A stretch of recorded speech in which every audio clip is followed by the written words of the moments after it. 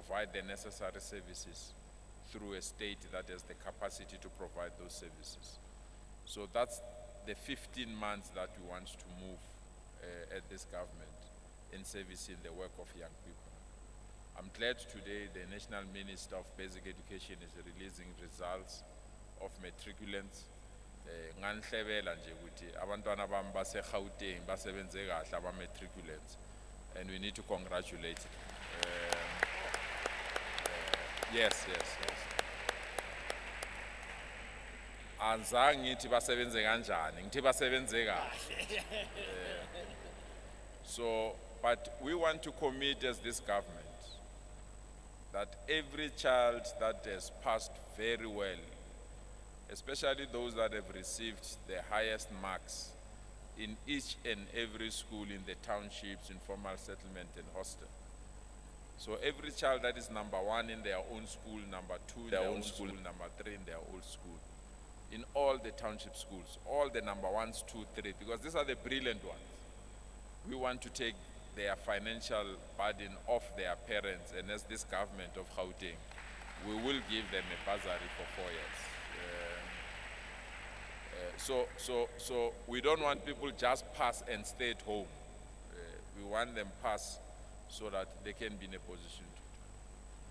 But the other thing that I know I'm going to fight with you, young people, and I'm prepared to fight with you.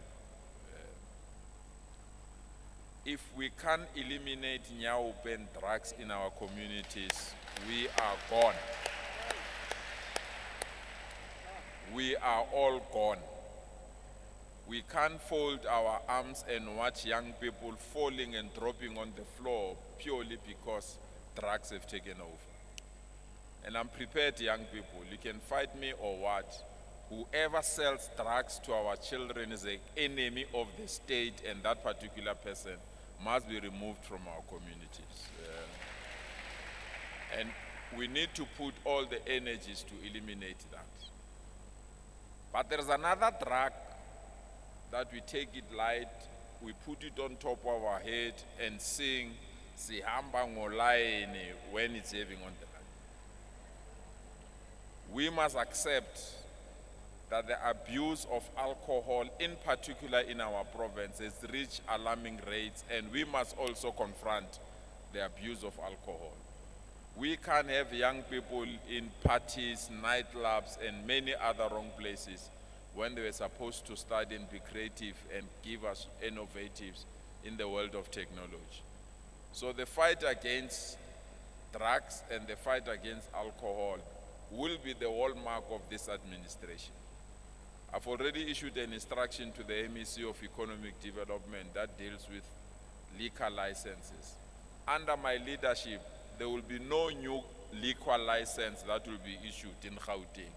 The liquor licenses that we have are enough. We can't have more and have young people being destroyed by alcohol. So those are our priorities.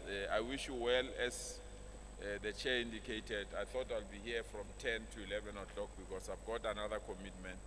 But I'm leaving you with the DG and young people who will then lead you on our priorities, because the struggle of young people must be led by young people.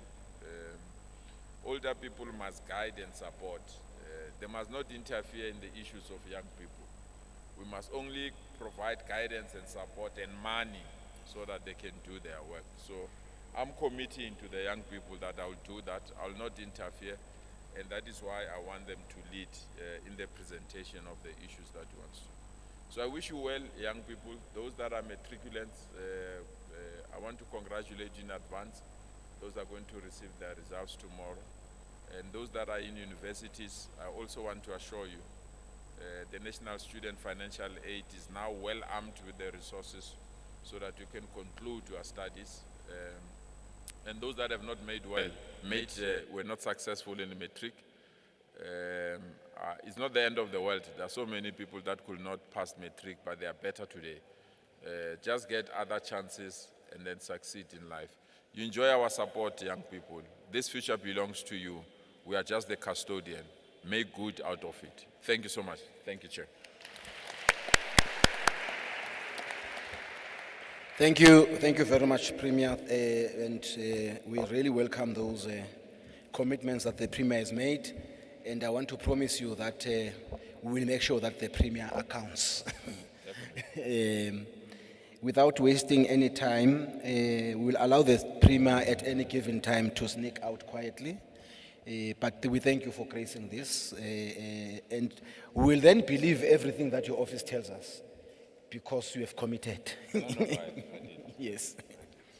Can we now ask Honorable Member Hassan, just to give us a feedback on challenges raised by youth during the unemployment workshop last year, just to highlight and remind us before we give to the Office of the Premier to respond to your inputs. Member Hassan? Thank you very much, Chairperson. As I introduced myself earlier, my name is Fasiya Hassan. I'm also a young too much over the last 3 years. Someone said to me recently, "You're starting to look your age." And I thought, no, I'm still looking that old yet. Some members of society might remember us from our university days where we led Fees Must Fall. And I'm only prefacing that, and I'm only saying it because I think it's important for young people who are with us to see and understand that this is also a follow-on from that. That as much as we're fighting around access to education, and I think Premier and Chair, you spoke to that now, that must translate into opportunity on the other side. We're having a lot of young people who are matriculating. If they have nowhere to go, it's also a crisis. So that's one of the big reasons why we are here.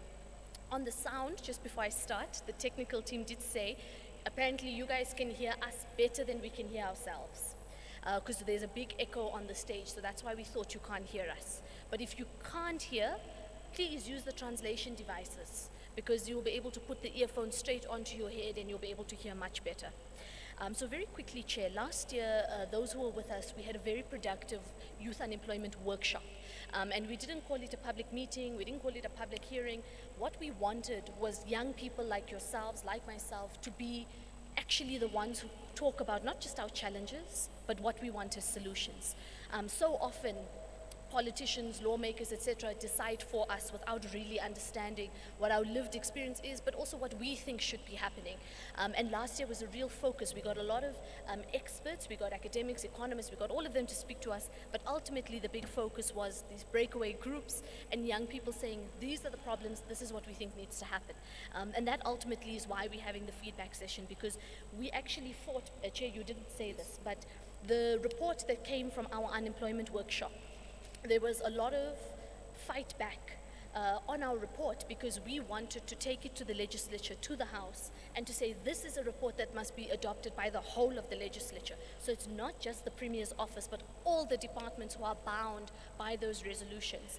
And we had a really big fight, and I actually want to appreciate the Chair and other members of this committee who supported us as young people. And I'm saying this because it was an internal fight, but it was still a very difficult one to get to a point where we are here today, where the Premier and the entire Gauteng provincial government will be held accountable to these resolutions. And I thought it's very important just to say that before I get into the nitty-gritty. Ultimately, we know we have a crisis of unemployment. We know 6 or 7 out of 10 young people in the country, but particularly in Gauteng, are not in any form of education. They're not in training. They don't have jobs. They don't have opportunities. And you'll know I've spoken about this. Members have spoken about this. It is a national crisis, and we want it to be termed as such. And ultimately what young people were saying is that we need to find alternative ways to deal with the unemployment issue. And here are some of the recommendations that came from our discussions. And what was incredible about it is young people said, this is the short-term interventions we want, this is the medium term, and this is the long term. And it really did prove what I've been saying in portfolio committees, what young people have been saying, that we know the issues that we face, and we also have ideas. So high level, I'm not going to mention all, I've just pulled out some of the important ones. The first that came out very strongly was community-based projects for and by young people. So it should be run by us as young people, and government should be the partner, not necessarily the main driver. So that means we as young people can say, in our community we have a drug problem. In our community we actually want to do agriculture, what we call, for example, aquaponics, for example. And we will be the ones who decide on the programs that work for our communities, and government comes in then as a partner. And we want these projects to avoid bringing people from outside of our local community. We want people from our local communities to be involved from the beginning to the end, especially in its implementation. We also spoke about job opportunities within Pick It Up, soup kitchens, urban food gardens, yes, EPWP as well as a matter of urgency. I think it's something we spoke about even yesterday in our chairperson's review. Load shedding is a crisis. There's so many different opportunities that are coming from that around renewable energy, solar power, even smaller things around how we manage that electricity crisis right now. Young people, again, must be at the forefront of that process, whether it's through skills development, whether it's through opportunity, whether that's through actual jobs, or even just supporting youth-owned SMMEs that are involved in those industries. The next point was about government departments ensuring accessibility, both online and physically, of information to empower us as young people. We know there's a lot of opportunities in government, but one of the big things that came from our discussions was nepotism. So you need to know so-and-so in a department or in a program to actually get access to it. And we want to break that gatekeeping and really open up those opportunities to young people in our communities, regardless. In fact, it doesn't matter, it shouldn't matter who you know or who you have access to. All of those opportunities should be open, and we want comprehensive, up-to-date and properly marketed opportunities, and we want government to come into our areas. We don't want just to see it online, we want them to have road shows in our different townships, in our different areas, bringing those informations forward. We also want companies and the private sector to introduce job training so that those who have relevant experience are not excluded, but even if you're getting a short-term opportunity, you're getting something out of it that's measurable, that you can use for the future. We want our outreach programs to be made visible and accessible, and this is the very big one. The Office of the Premier, last year when we spoke, must review the TSEPO 1 million program to ensure maximum impact. And they'll tell us what they've done since then. In fact, the fact that we are having the Youth Advisory Council with us is one of the big interventions we have pushed. We know TSEPO 1 million was not accessible to everybody and it wasn't necessarily working the way we needed it to, despite all the money that was going in it. And that ultimately was one of the biggest things that came out of last year, but I'll allow the team to speak to that. Just very quickly, in terms of that was the right now, that was the short term, that's what we want right now as of immediate. In terms of the medium term, we want more opportunities for people with disabilities to be provided. Those who were with us last year, it was scathing. The lack of opportunity for young people with disabilities or differently abled. We need programs to benefit those youth in particular to be developed and to empower them to live normal lives. There was also a need, and this is also important, for the vocational skills development and our access to it. We need to be partnering with schools of specialization and linking them to TVET colleges. So if you have a young person who's starting in an engineering type school, we want them to be streamlined straight into TVET colleges to actually implement those vocational training programs. Especially for unemployed young people. And this is in a large part because they're experiencing difficulties to gain access to these colleges. A lot of people complained about that, and there was even this discussion about an ombudsman to help regulate the entrance into TVET colleges, because apparently there's a lot of corruption in that process, and that came out very strongly from young people, and that's something that we put into our report as well. Apparently also rejections without recourse or appeal, and like I mentioned, there was corruption taking place at these institutions. The other thing that was spoken about is TVET colleges must be involved in the training and the processes of TSEPO 1 million beneficiaries, not just to acquire the skills, but to also promote entrepreneurship. Instead of just a call center opportunity or call center skill, we want young people to actually have actual vocational technical skills that leads to sustainable job opportunities.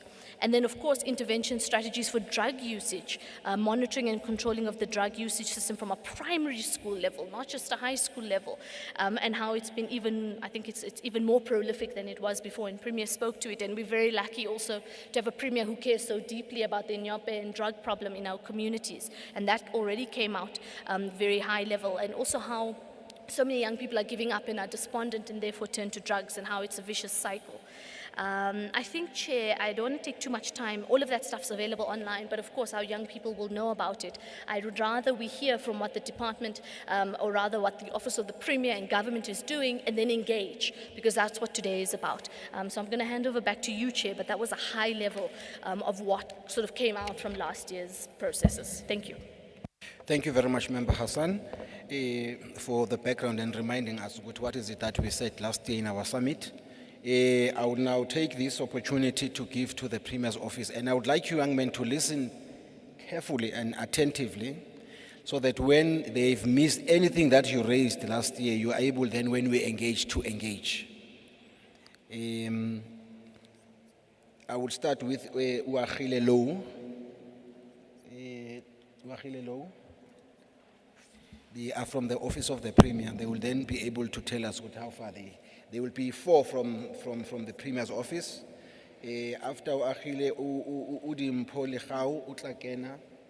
And then after that, Mr. Mo. That's how I'm told. But in whatever order. But I think the DG must open up. Yeah. Thank you very much, Honorable Chairperson. Good afternoon. Good morning, honorable members and the Youth of Gauteng, the stakeholders and the co-chairperson of the Youth Advisory Panel. As a way of introduction, the last time we had a workshop that was convened by OCPOL, the Office of the Premier has since been able to firstly appoint a Gauteng Youth Advisory Panel. It's a civil society-led. If you just go to slide 4, Totela, yes, you can stop there. And then this Gauteng Youth Advisory Panel, as the Premier was indicating, has been canvassing the strategy of the Gauteng Youth Integrated Strategy 2030. And Premier has also been able to indicate that the importance of the civil society youth leading the strategy was to make sure that nothing about the youth without the youth. So they will also be able to speak to the issues that emerge out of that. The Executive Council, through Premier, has also been able to sign delivery agreements with each department and MECs on the key youth focal areas that we will be tracking and also be working with the Gauteng Youth Advisory Panel on. It's also important to indicate that we have in this presentation what you call our targets that we have set for departments, but also we have, in line with our elevated priorities of township, informal settlements, and hostels, focusing on what we can do to change the quality of life of the people, of the youth, particularly in our province.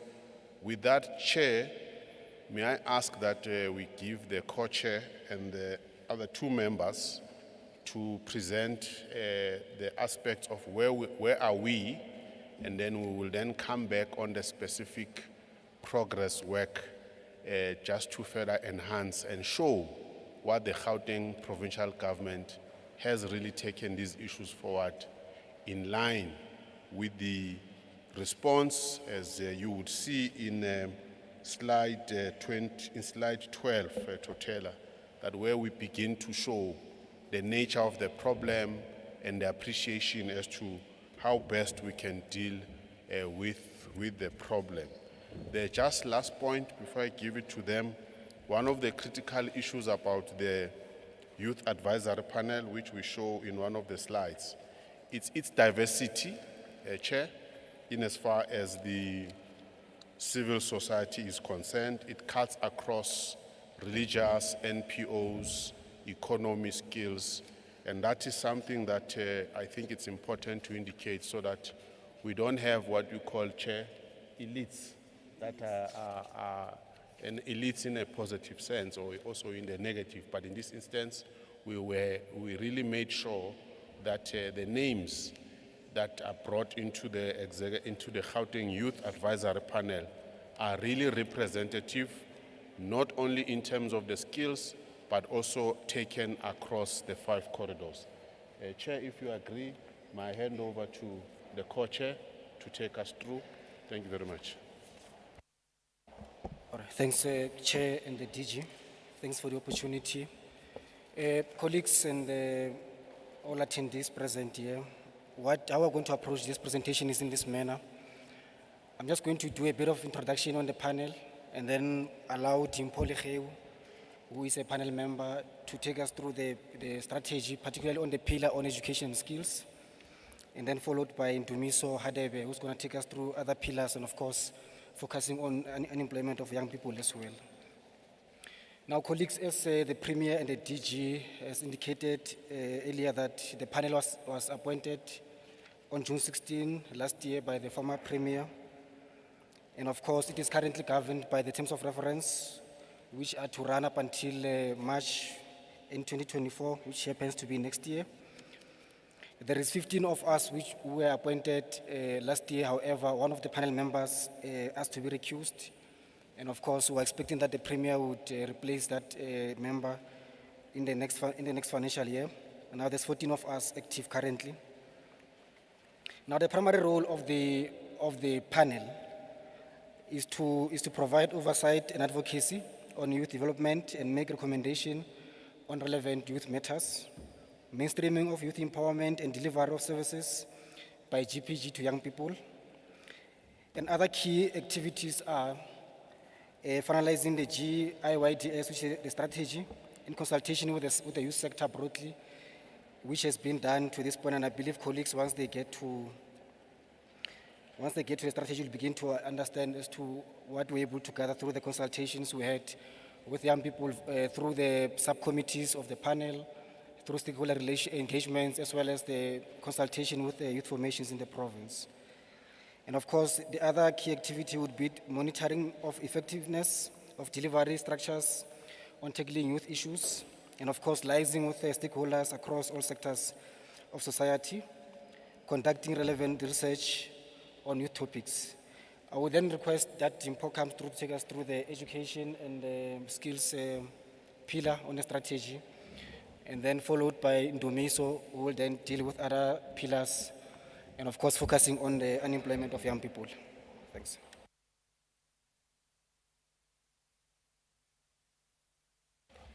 Like that. Thanks, Co-Chair. How do I? Okay, thanks, Oakhile. Good afternoon, good morning. My name is Dimpo. I'm part of the Youth Advisory Panel, and I'll be going through the pillar which relates to quality education, skills, and training. Now, we're here to talk about the scourge of youth unemployment, and I think how difficult it has become for young people, not just to secure employment, but also other forms of training. But the issue of youth unemployment doesn't begin when a young person is looking for a job. Fundamentally, it's an education issue.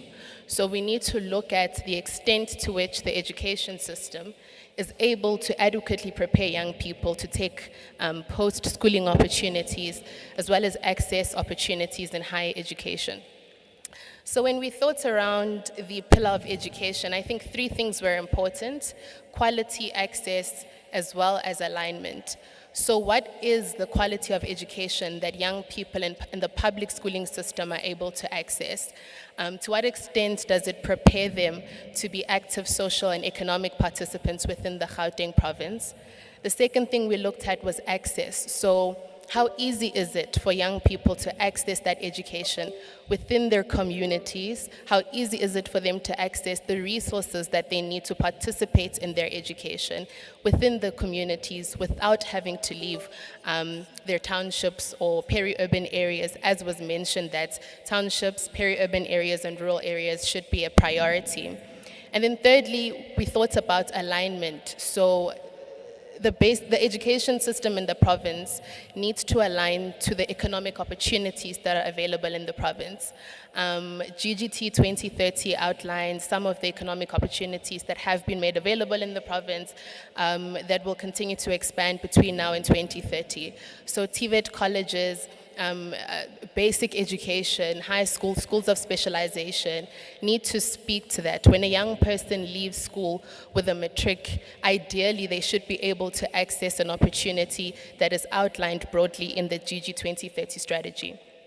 So some of the pillars that some of the areas that we thought were important as part of the pillar is to improve youth access to quality education and non-formal skills development opportunities, ensuring adequate resources, especially for disabled youth.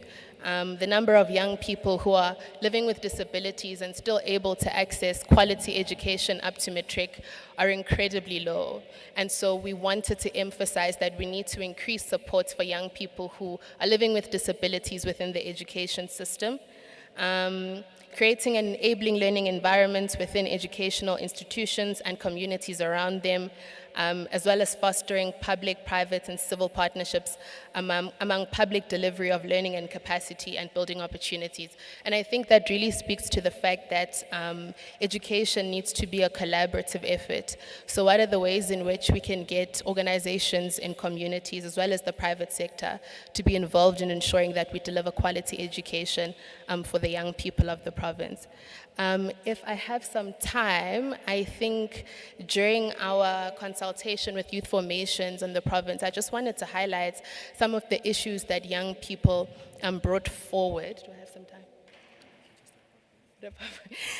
Okay, I'm being told I don't have time. Some of the issues that young people brought forward that may have not necessarily found expression in the strategy. The issue of young people who are living with disabilities who aren't able to access education seems to be a big problem.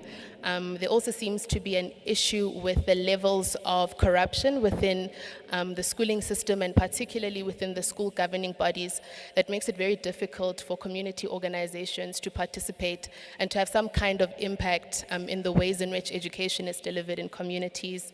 As well as wrapping up,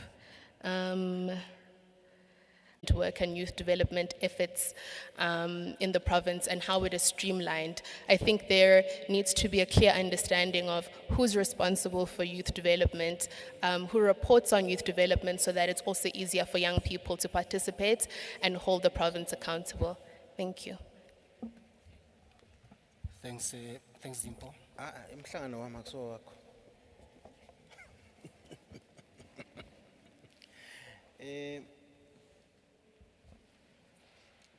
Are we following young people? No, thank you.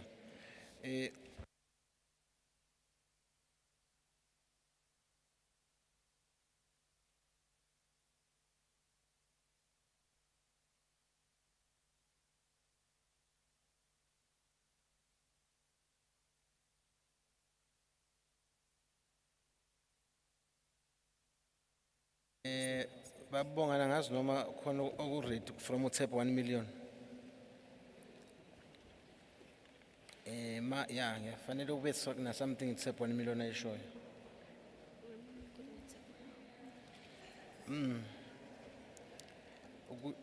Young people said you must reconfigure, and we want to know whether you reconfigured and what was the outcome. But Ulona from the panel. Good morning. Thank you very much, Chair. My name is Ndumiso Hadebe. I'm also from the advisory panel. The work that we focused on was specifically on issues of economic transformation, entrepreneurship, and job creation. And so I will be dealing a lot with those issues, given I served in that particular subcommittee, and that's the work we're doing there. But I'll also highlight some of the work that some of my colleagues have also done when it comes to physical and mental wellness in our communities, but also when it comes to the issues of having an effective and responsive youth machinery to deliver on what we've identified upon consultation with young people and youth formations should be achieved with haste. I think then for the purposes of this overview, at the level of Pillar 2 on economic transformation, entrepreneurship and job creation, what we had observed and what we had gathered from interactions with young people, youth formations, and of course the contributions that we had made is that we have a development challenge in the Gauteng province that deals with an information, communication, infrastructure and technology gap between young people in rural and township areas and our urban counterparts. At the core of the development challenges that young people face, those issues have arisen. And you will also note that in the strategy that we've made contributions with as young people in the province, we've identified the question of young people that are not in employment, education, or training as a key metric to measure whether or not the provincial government is doing the necessary work to move the needle to reduce unemployment and, of course, ensuring that more and more young people are economically active in key and strategic sectors of the economy. And one of the interventions that we highlighted, of course, it's reflected in areas of job placements and preparedness and sector-specific skills interventions.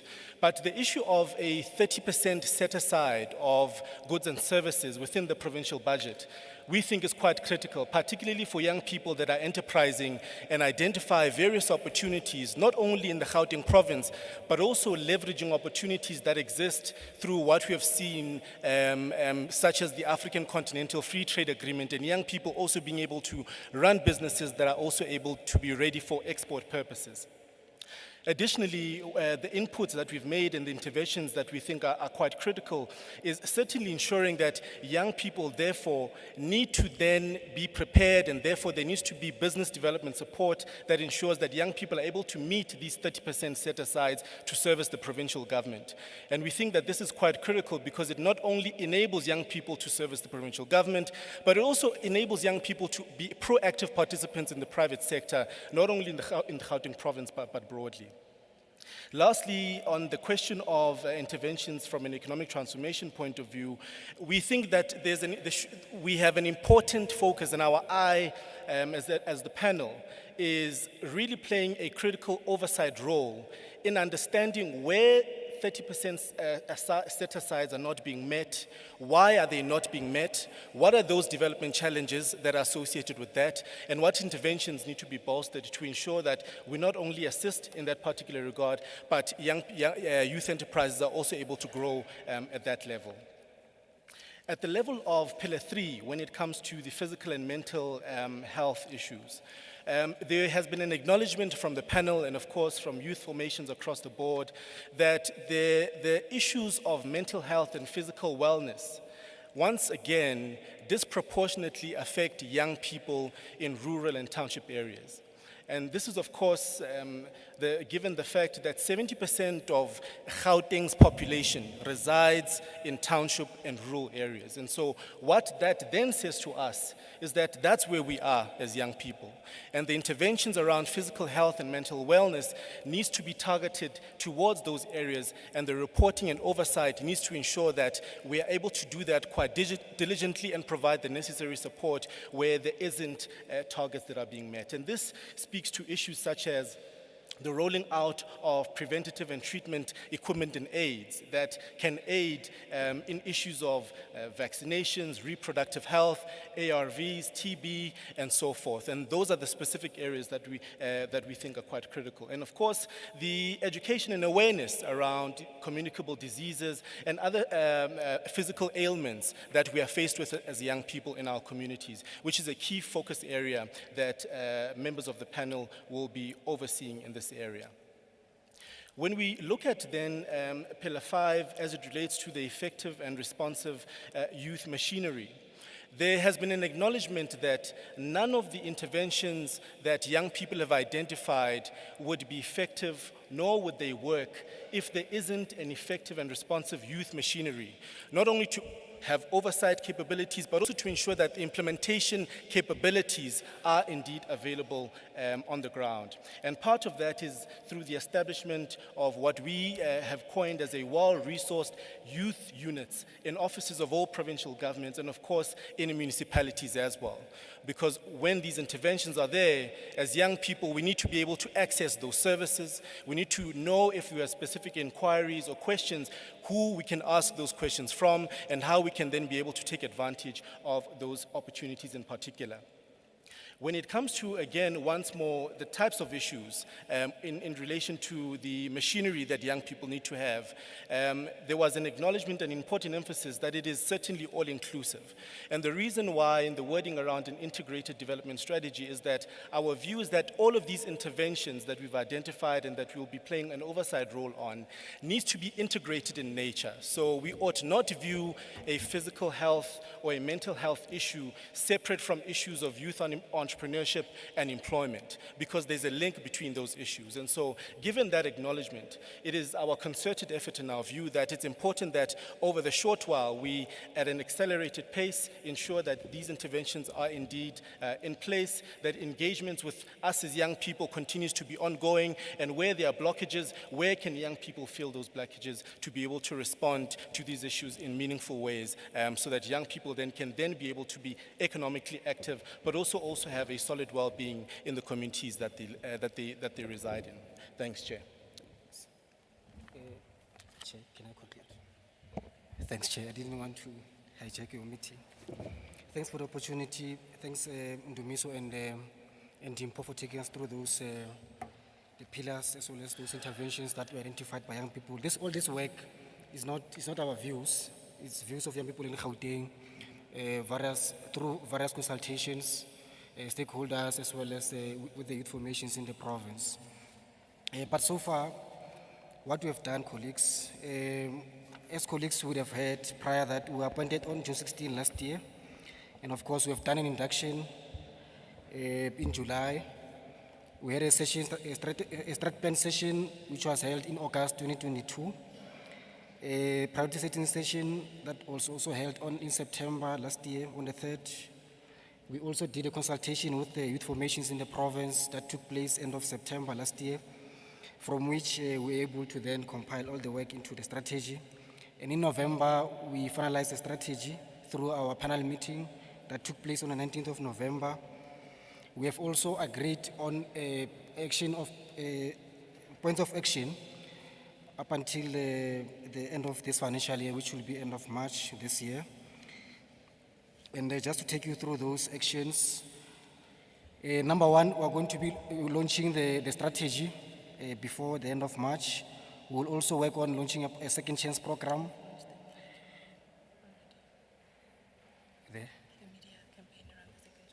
Yes, second chance program, and of course, all these programs, some of them might have happened, some of them are still to happen. Second chance program, the third one, the formation of a forum on youth unemployment and opportunities with the private sector. You might be aware that there's a whole room that looks into youth unemployment but of course, using the government machinery. This one would be working together with the private sector, and of course, see if we are able to explore some opportunities for young people in the province through that forum.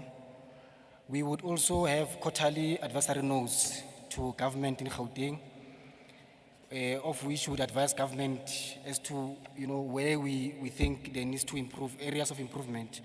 Would release that advisory note on a quarterly basis. We also looking forward to develop a report on the state of youth in the Gauteng city region. We also looking forward to develop the Gauteng Youth Charter, which will detail the non-negotiables of young people towards the Gauteng government. And of course, we'll also have the training and development, the program to refine the GYAP, the advisory panel, such as monitoring and evaluation. And of course, we have also been able to present the strategy to the EXCO on the 7th of December last year in Tembisa, when the last EXCO set. And we have also deployed members of the panel to various departments and the Premier's office to do oversight on those departments, closely monitor the work done by departments as a response to challenges faced by young people in the province. And I believe that this information will make it public, some of it, so that at least you are able to access it through various platforms. Thanks, Chair.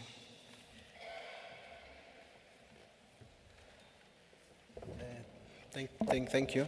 I've not heard anything about SEPA 1 million. What's happening?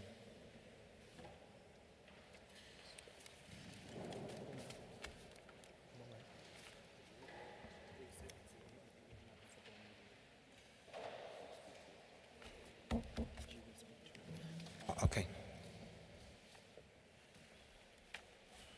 Okay, DG. Thank you very much, Chair. Yes, 41. Thank you very much, Chair, and thank you very much to the members of the advisory panel for their presentation on where we are.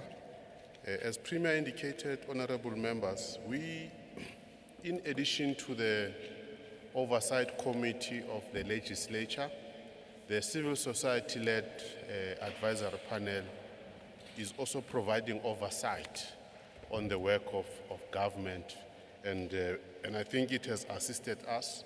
They have critiqued our strategy, and the next logical point now, having them presented here but also in the Executive Council, we will then also allow them to present and engage yourselves beyond.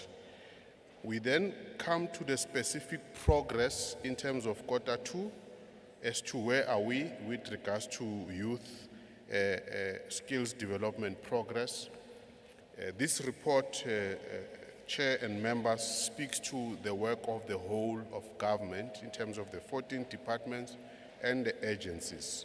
Specifically, there is progress in terms of the youth employment. We provide training through the Gauteng City Region Academy, but also we work in collaboration through the TEPO unit in the Office of the Premier, which I must indicate, as Chair was whispering now, that in line with the new mandate, and that mandate is that firstly, we must reposition the Youth Directorate in the Office of the Premier, but more importantly, we must now strengthen what we call a youth department. And the youth department is now going to be part and parcel of what is in the Gauteng Department of Education. So going forward, that's what we want to do because, Chair, if you look into the number of young people that the province services, almost more than 60% of them are being supported through the Department of Education. So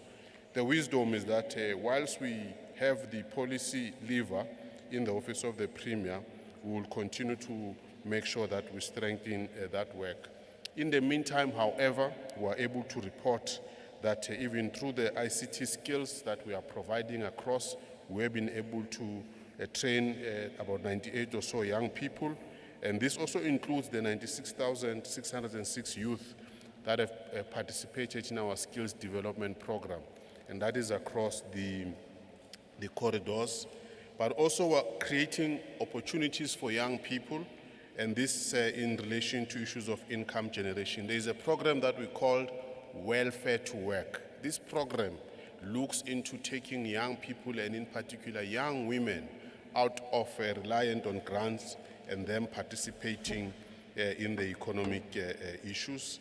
One of the things, as I was saying earlier, is through the current program, which we have really rebranded and are repositioning. Going forward, it will not be called TEPO 1 million, but rather it will be called, I think, Youth Plugged, because we have been listening to the youth, and we've also been advised properly by the Oversight Committee as to the need to rebrand. And that's why we've got the Civil Society Youth Advisory Panel. And I think through the strategy, there's a very clear suggestion on how we must strengthen the youth machinery. So, but we have to, in terms of our legislative mandate, report on where we are, because we're going to conclude this financial year on this current work. We also provide bursaries to young people, as Premier was indicating, through the Gauteng City Region Academy. Firstly, the top 3 learners in all our schools in the province get supported in terms of the bursaries. You will hear when it is being announced that almost all those top 3s that kids, whether are coming from townships or across the province, they will then be supported with regards to that work. But in addition to that work, we are also able to do what we call create opportunities for young people. Thus far, we've got about 40,000 or so that have benefited from what we call the work experience. This is important because most of the time, young people do not get supported because they are told they don't have experience. This is in addition to the policy position that says Going forward, we've got to employ young people and not use experience as a criteria. But besides that, there's been this intervention that we lead through the GCRA, wherein we give young people opportunities in terms of the various stipends, but also making sure that they have experience in the various fields. The other important aspect is that the young people in Gauteng, as you go to the next slide, are very entrepreneurial and they are also very much techno-savvy, and that's why one of the focus has always been how best do we support youth-owned businesses. Through our central database, we're able to know that these are mainly youth-owned businesses, probably about nearly 224,000 young people that own businesses. So this demonstrates that young people are really entrepreneurial, and as a result, there is a need to continue to support them. And that's why one of the things that we continue to do is to, through our reporting system every quarter, we are able to indicate as to how many township, how many small, medium entrepreneurs, but how many of those are young people, how many of those are women that we are supporting. This is through the department, or rather the chief directorate, that is led by Ms. Ntombi Zulu here seated behind us. That unit reports regularly across all the departments as to what we are doing. Probably most of these interventions, for a variety of reasons, they are mainly in the central corridor. So we do the work through the 5 corridors: Johannesburg, Ekurhuleni, Tshwane, West Rand, and Sidibeng. We have come across the data that suggests that the majority of this support that we give, it's mainly in Johannesburg, and then followed by Ekurhuleni and Tshwane, and then the non-metros. We want to improve in this work, and I think as you were listening to the team, the Youth Advisory Panel, there is a need to go into what we call the most hard-hit areas in terms of poverty. Of course, departments also are able to indicate as to what is it that they are doing for young people in our province. Just to give a synopsis, that the total of 11,000 jobs as of Q2 were created, and these jobs and these opportunities were created in the various departments that relate to the Township Economy Program. The Township Economy Program basically comes from the time when we launched the Township Economy Revitalization Program. Through this TEED, now the Act, which is the Township Economic Development Act, we are now in a position to focus departments to support young people. Just last year, Chair, DED launched a program wherein we were supporting the youth MOBI. I think it was also part of the youth being able to participate in an important area of the delivery of food, linking up with the retail sector and the restaurant industries. So those are some of the initiatives, and for us they are bearing the fruits and creating opportunities for young people. We're also focusing on the youth in the arts and the creative industries. There's been about 1,000 or so opportunities that have been created in this regard, including on the heritage, because we know young people are quite creative and innovative, and that's why one of the areas we're tracking in that regard is that one. There's also been work we're doing with the agricultural sector, because we think agriculture is another area where we've seen young people developing an interest, and we're able to indicate that we have created about, in terms of Q2, about 1,000 or so work opportunities for young people or young youth entrepreneurs. GGDA as well is linked to the work we're doing with economic development, and that also goes into the Gauteng tourism sector. One of the things is the township is the Tshwane Special Economic Zone. The Tshwane Special Economic Zone comes as a result of our investment we are making in the automotive sector. What it has been able to do, and we want to use this learning, Chair and member, to invest in a township, change the spatial outlook of that township, but make sure that we have set-asides where young people, young women, youth entrepreneurs, SMMEs are are subcontracted, including contracted by the in the rest of the special economic zones that we are creating in the rest of the province. We are going to use this model to make sure that young people are able to get jobs. And of course, through the DID, we also track the EPWP work. That is in addition to the fact that we have the Presidential Employment Stimulus Program that attracts young people. For us, EPWP is an important intervention, but we need to improve on it and make sure that it creates sustainable jobs, and that goes to the Department of Social Development. So there are two aspects. Economy is led by the infrastructure department. Then there's the social one that is led by the social development. So even there is a number of jobs that we are creating. With regards to social development, most of those jobs, Chair, are created through the work we're doing with NPOs, but also directly working with the SMMEs. Then the other important thing, Premier has made a public commitment that firstly we need to create an opportunity for young people to help us to contribute to crime. I think 2 days ago, Premier was participating in the process of looking at those young people that have been shortlisted. We were targeting 6,000 for a start, and of course we will be able to increase that work going forward. We have been able to go, the young people have gone through that process of selection. We will be able to finalize the number of young people that have gone through that process. We've tried our level best to make sure that we are able to employ across the corridors, but also to the wards, because it's important that we respond to all these areas. So in essence, Chair, that constitutes a sense of the specific programs, but just before the conclusion, I would like to show just slide 47 and 48 so that the members can see this aspect. One of the things we have then done, as I was saying earlier, Chair, is to have what we call delivery agreements. So Premier has signed delivery agreements of each department, just to make a demonstration.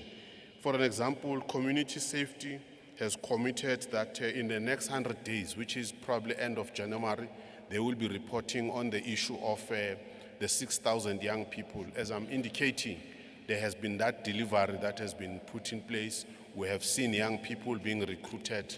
So that approach is helping us, and it will help us to report regularly to the OCPOL team, but also report to the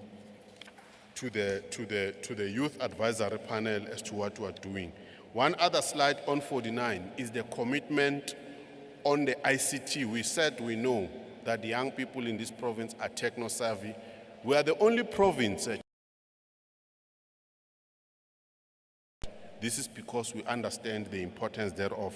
So there are specific commitments we have made there, and we really like to make sure that this work is tracked and we are able to deliver. I think today, MEC Mzi Khumalo is having a session in Olivenwood with the young people on the ICT, because indeed a number of young people, entrepreneurs, are very big on that, and we are investing in that area of work. So I was just making a demonstration that in addition to the progress, this is what we'll be tracking, and quarterly, Member Adams, we should come back to you, Chair, and then report as to what are we doing.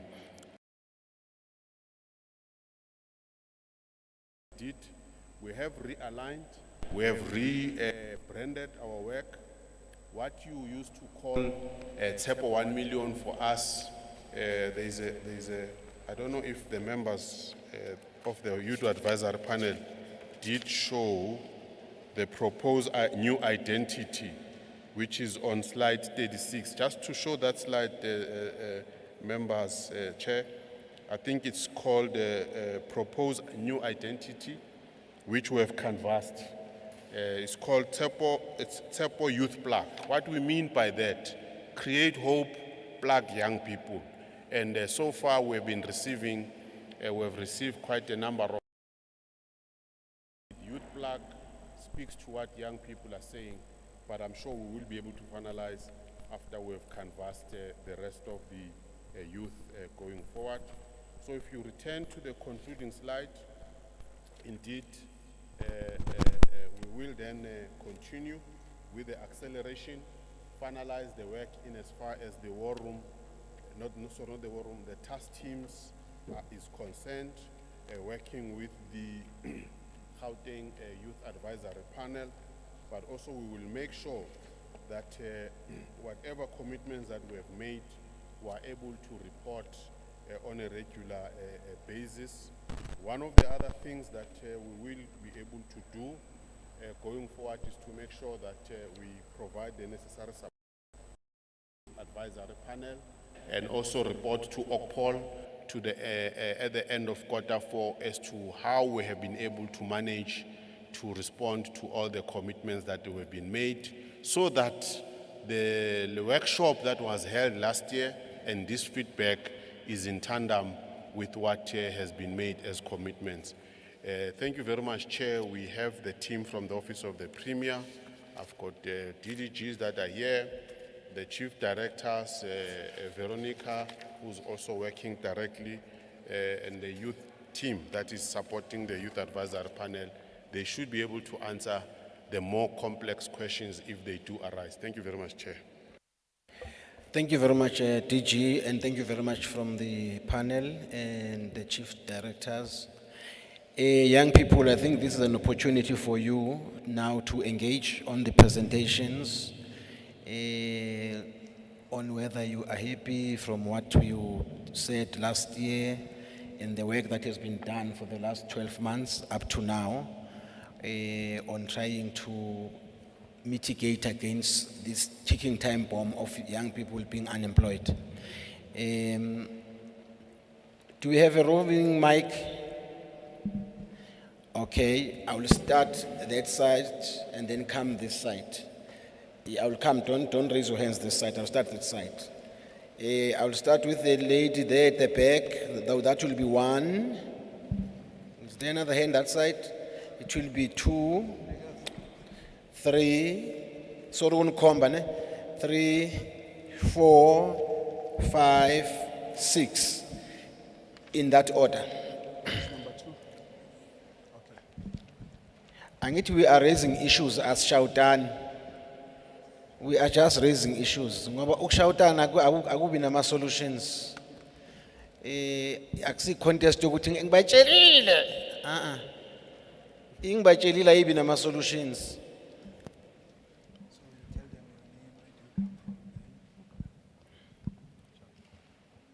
Yes, you can come, Sisi. Okay, good morning, everyone. Charmaine Daniels from Easterus.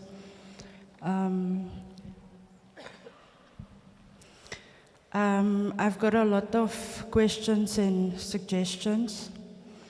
My first question, equality. There is a lot of brown students that applied at NSFAS. None of them were accepted. TSEPO 1 million. Let's start with TSEPO 2,000. Thousands of youth applied in Easterus. No one was answered.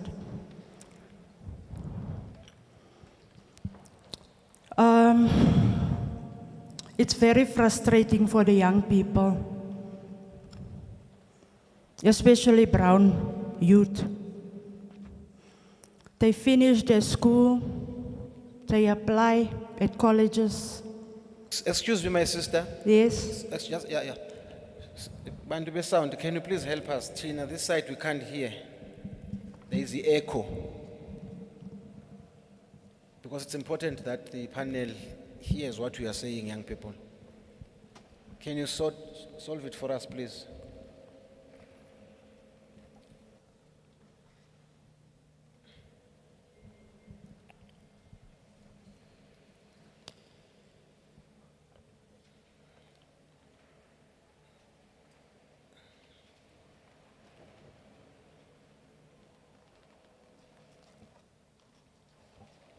Is it fine? Yeah, you can carry on, sis. Thank you. This thing of vaccination. This thing of vaccination, why do our government have to force people to be vaccinated to get a job or travel? It's not right. And then this thing of laptops, last year we were here at the same workshop. They said they're gonna come out to the youth to help them with laptops. It never happened. We're staying in an informal settlement. We don't see activity of the government there. We're inviting you to please come to Easters. There's an informal settlement there. The drug problem and the crime are getting worse. It's sad to see what's happening to our youth. We need solutions. Please help the NPOs to help the youth. Please help us to form more skills development centers, cultural villages. Culture is important for us Africans. Cultural villages, help us. Help the old people who have NPOs to help the youth, so this drug issue can be dissolved. Thank you. Thank you very much.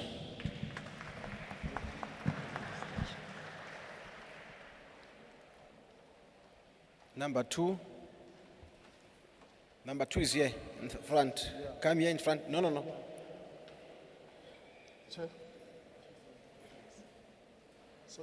Oh, she wants to be on stage.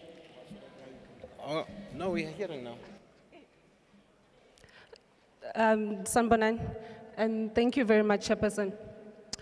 My first issue, and I think this is posed more to the Youth Advisory Panel. In your presentation, and also I think Honorable Chairperson Ofasi Hassan is not here, but one other thing that was not included is this issue of the Z83 in government applications. The Z83 is one of the documents that is halting young people in accessing employment. So can the government of Gauteng be the first government to do away with this Z83 forms, because it's one of the issues that is hindering young people in getting employed?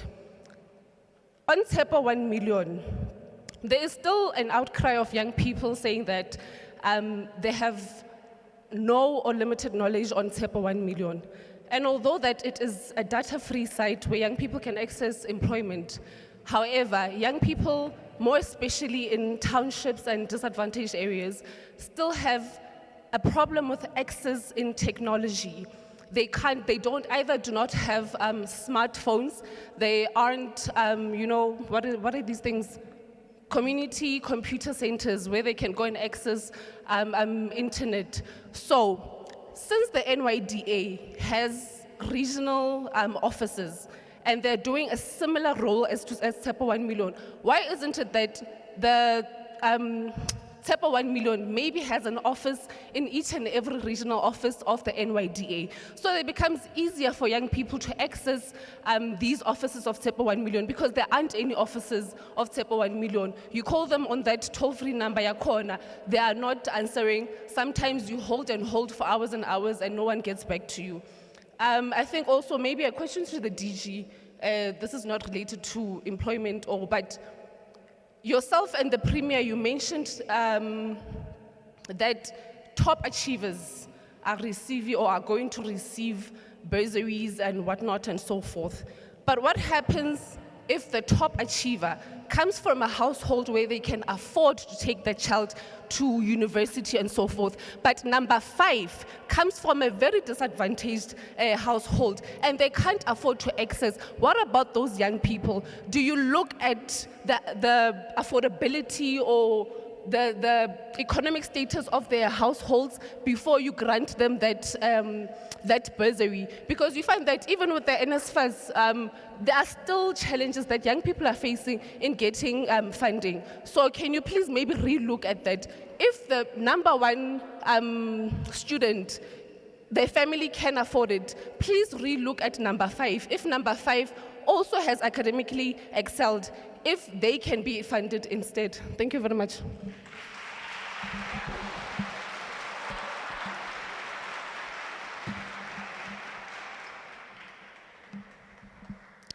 Yeah, greetings everyone. My name is Tsebiso.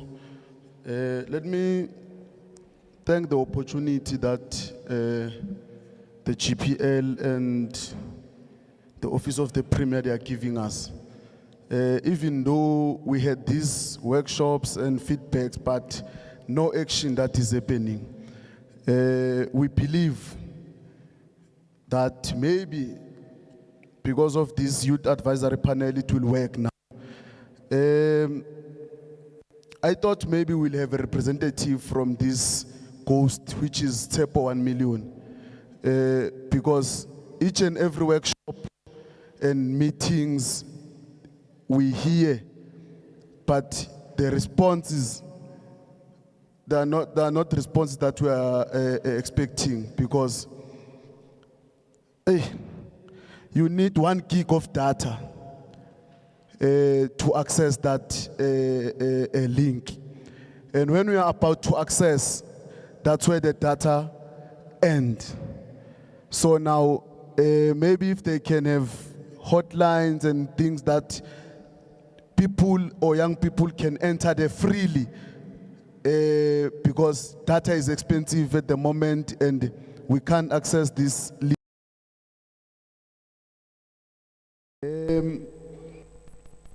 I think as well, as the Office of the Premier, you need to tell us the strategies you are dealing with in terms of this goal, which is work experience when you are applying in all the offices of the government. The Premier, I heard him speaking about scratching it. When you apply for a job, there will be no need for work experience, but 3 days back, there were vacancies in the Department of Health. They wanted 5-year experience. And the question is, when you are coming from high school, when will you get those? We are expecting them to train us to have that experience done, giving us experience when we are jobs. I think that one we addressed, because it's a talk show that has been happening for the past 6 to 10 years, to say that thing will be scratched. No action. The Youth Advisory Panel, to be honest, anguboni umsebenzi wawo. They are there maybe to sit next to the Premier, but there's nothing that they are going to change to the lives of young people of Gauteng. There was not even a single workshop that they have conducted in one township of Gauteng since they were appointed. And you want us to trust that they will be there for young people whereas there is squatter camps in all over Gauteng. And we're expecting them to tell the Premier what is happening there about young people. We were never appointed to sit in offices and be busy with laptops and iPhones and everything. We want them on the street. Premier was talking about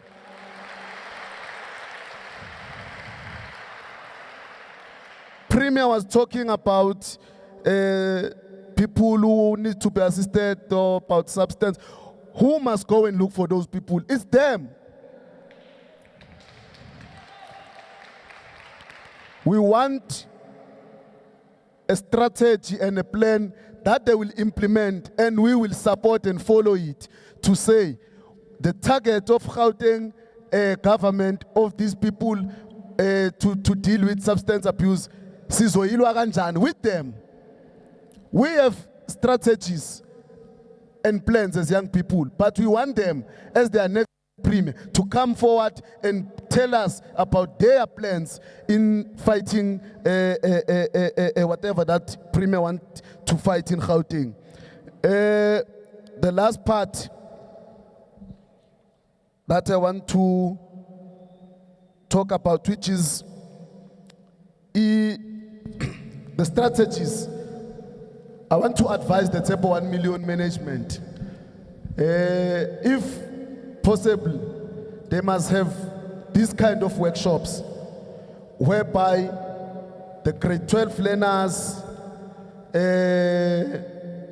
first year university students will be here so that they understand what is happening there, because all in that Table 1 million. So if maybe we will have this kind of workshop and all those people that are relevant will be here, so that you don't start this process of Table 1 million when you have finished matric. You start it while you are in matric, so that you understand when you finish what is it that is expected from you. Thanks very much.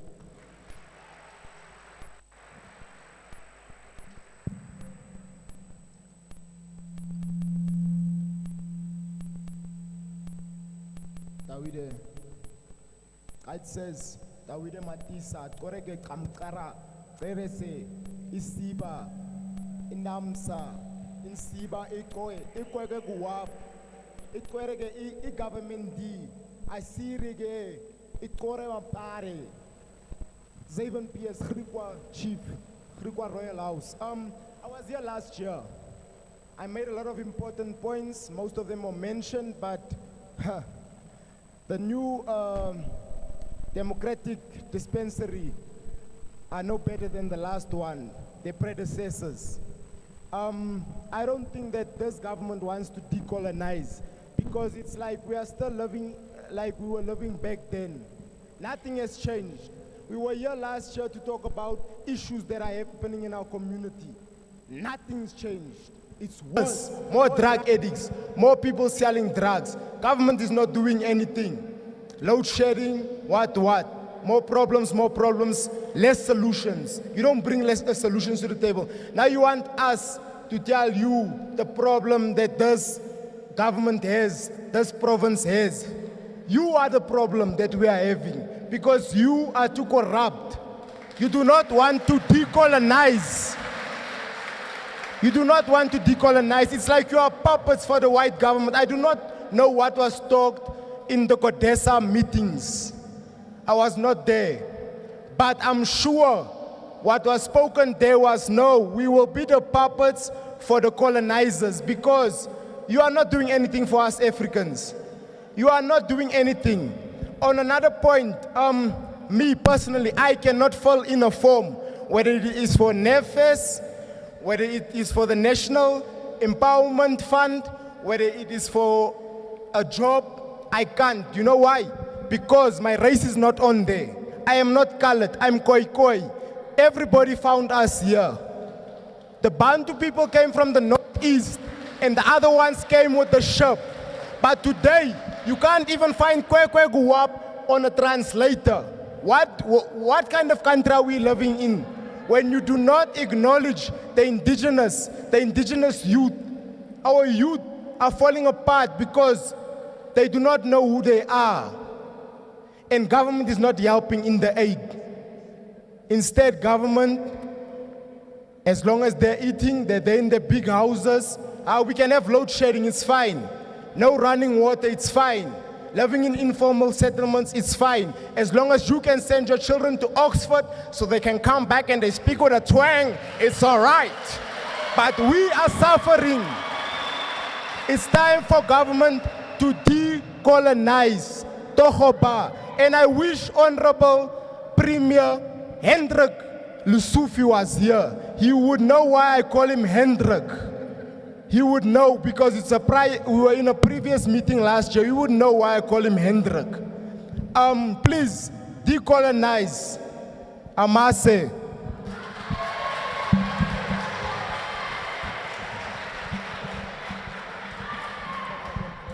Greetings to all the beautiful people in the house. I hope everyone is okay. Honorable members, I hope everyone is well. My name is Kopano Podisa, but you can call me Sky or Steve Biko. I'm readily available if you want to engage about anything relevant. So I'd like to make it clear to everyone, I appreciate all the effort that is being done. It is very important, and the fact that it is there. And I understand there's an administrative process how things are done, and that you guys are there to offer oversight in terms of making sure that there's implementation. So you guys are accountability people, not really implementation people. So I just want to make that very clear. And thank you for all the information that you guys are giving us. There's gold mines of information inside the information you guys are giving us, so I appreciate that.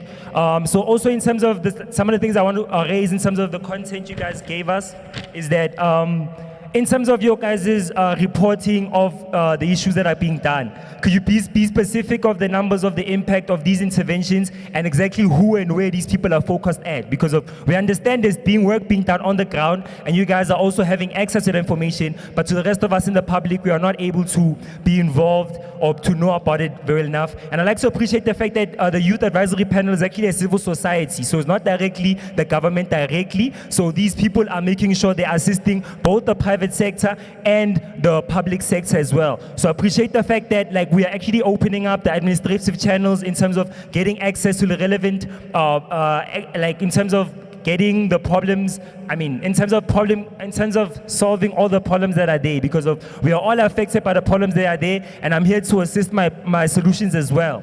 So another thing is that I recommend that each region must have publicly listed representative of each department, because not every region suffers the same impact that all of them do. Because I'm sure that even in the people that you guys are implementing these projects or you are mentioning them, they are most likely well off because they have access to certain facilities and there's leadership in those spaces. And in other areas, they're neglected because there's no leadership and there's no direction in terms of what is going on, who do they get to, and how they get it involved. So I like it to make it I like to make it easy that there's also people who are information officers, who are people like me who are in the media. I'm sure even inside the space, there's content creators who are very active on social media, and they have these skills that you do mention about ICT and digital training. And this is the information that is relevant for them to share with their communities in their circles and in their spaces. So I'd like to make sure that, could you please make sure that there's an open call, that each region from every department selects representatives or people who like to be informed about the processes and all the projects that are going to be implemented in their region, because if there are plans to implement it at the whole of Gauteng, but there are cities, there are locals, and there are regions, there are wards. And as accountability measures, could you please implement policies that each region makes sure that there's at least one representative in the youth, and whether they're informed or not, let there be clear communication with the people who can actually do things, who are interested, because not everyone that is appointed to be a representative or be an implementer in these causes, they are not exactly driven to make sure that the results are there. They are just basically are there to just get a salary, and we must make it clear, because some of us as people who are already into administration and we know the process, we know that the quality is above all else, not just for benefit. So they are beneficiaries and they are implementers. So in terms of as you guys are the youth advisory of the oversight, I appreciate that. So I'd like to make sure that there's enough contact, because there is work being done, and because out of all the information you guys are knowing, it is well documented and information is there, but there's also other things happening on a continental level and a global level as well. So we want to offer those opportunities for access to those channels, because there are things also going on. So I'd like us to recognize that there's also opportunities that are there, but we need to be more open in terms of how we engage with one another, how the communication is clear for the betterment of everyone. So thank you. I think I'm done. So take control, guys. Be at peace. Thank you.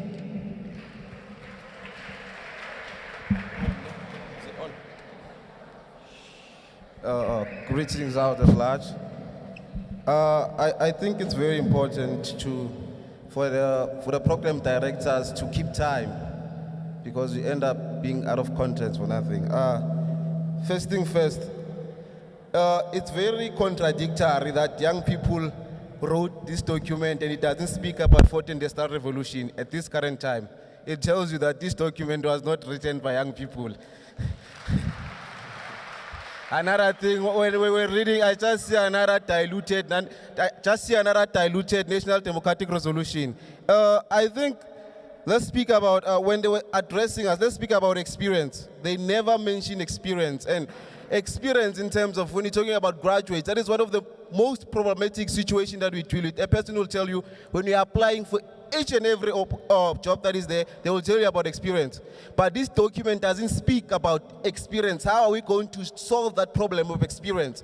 And another thing, in terms of businesses is concerned, I stand here as the chairperson of Greater Johannesburg Business Forum, and I will tell you, 1 million is useless. Same applies to the NYT. Those people are very useless. There's nothing, you must never sugarcoat anything in this country. The time of sugarcoating is into 1 million is useless. They only care about their friends and families who are going to apply, and they fund only those people. So we are not going to sugarcoat those things. And another thing, it was very insulting for a premier to call us the future. And then he gave 5 minutes to the future, then he left. Same applies to Honorable Hassan. They gave 5 minutes to listen to our problems, then they left. They don't take us serious, these people. No one takes us serious here. And another thing, in terms of saying, how do we help businesses? In this country, the private sector, in terms of private banks is concerned, it's a very problematic thing. Those people, as a young person, you come with a brilliant business plan, you come with everything, necessity, compliance, what they need. You go to them, ask for funding, they will tell you, no, we are missing this and this. You go back, you get what they are saying, I'm missing this, you prepare to come back. They rather give you a loan, or they rather finance you for a vehicle than to actually give you money to start business. So government needs to speak that. We need our own private bank. We need our own bank that is funded by the people. Stop relying on these private banks. They won't help you with nothing.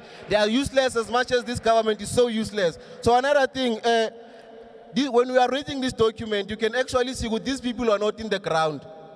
Azange bayenza ground work labantu laba. Azange bakhulume nabantu abafacana nalama problems directly.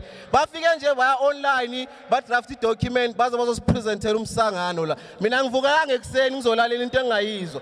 Manga uzosiprepare document, you're not talking to a bunch of illiterates. People we read, Tina. We read. And if you see what this document is nothing, I will tell you directly. That is nothing. Go and throw it in the bin. We need a real document here. You must go to the ground. You must work the ground. Thank you.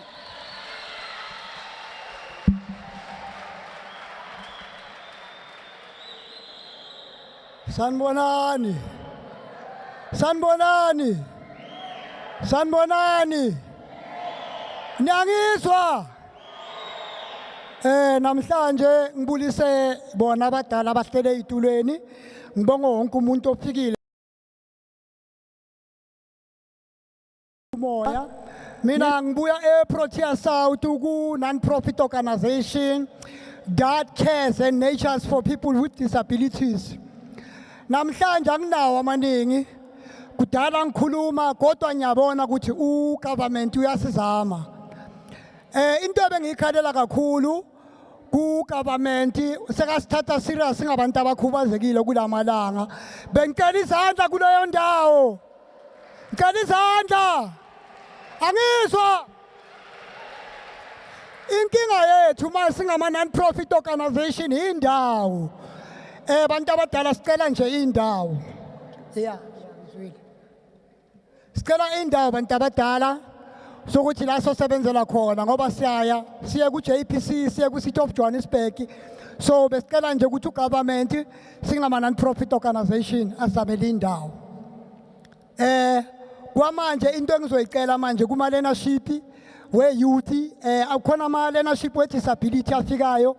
Thina sine disability and singama slow learner besicela ukuthi bangasifuna ama matric certificates. Bazame ukuthi at least bas integrate nathi. Ngiyabonga abantu abadala gender equality kuleyo ndawo. Amandla.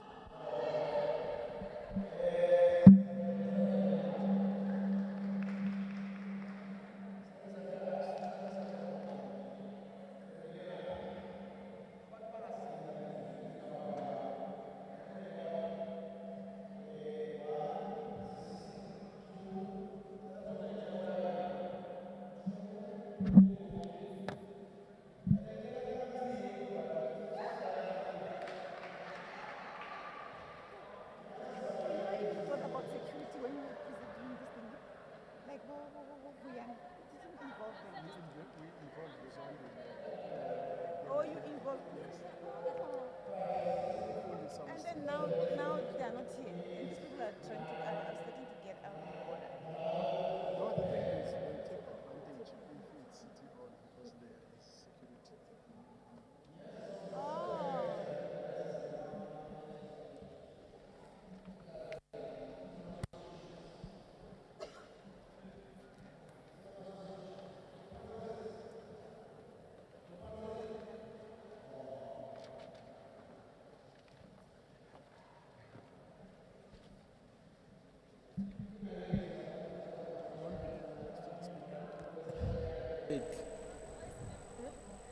Dumelang.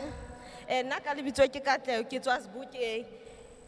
Lebaka la ka ne ke botsa ka ke a utlwa ho na le di-program tse ntse di bulelwa batjha moo. Ke batla ho botsa ka ena ka Presidential Youth Initiative.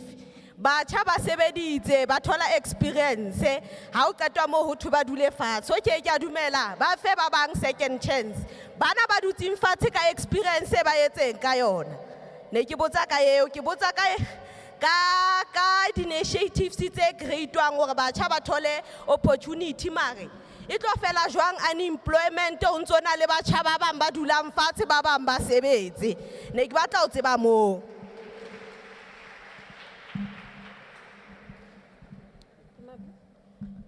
Good morning. Dumelang, sanbonani, khotso. As young people, we are frustrated and we are very angry. I have only 3 things to say. This is not make sure this one, eh? Okay. Bengicela ne ukuthi the 35-year age limit, Nkosi yami, can we do away with that?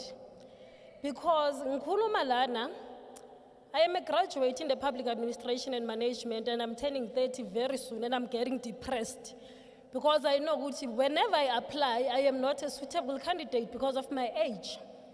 So ngisazoba depressed because 35 ila. So ngiyacela the 35-year age limit, Hlebatu, can you do away with that? Number 2, to the DDG, the Department of Young People or Department of Youth, I vouch for that. Ngithi phambili, ngicela yenzeke. And then to the Youth Advisory Panel, the Youth Charter, I vouch for that. Ngicela yenzeke. Thank you so much.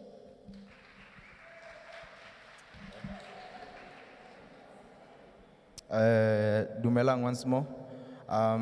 My name is Tabelo, all the way from Western Tene. I'm not gonna be long, but I have questions based on the mental health.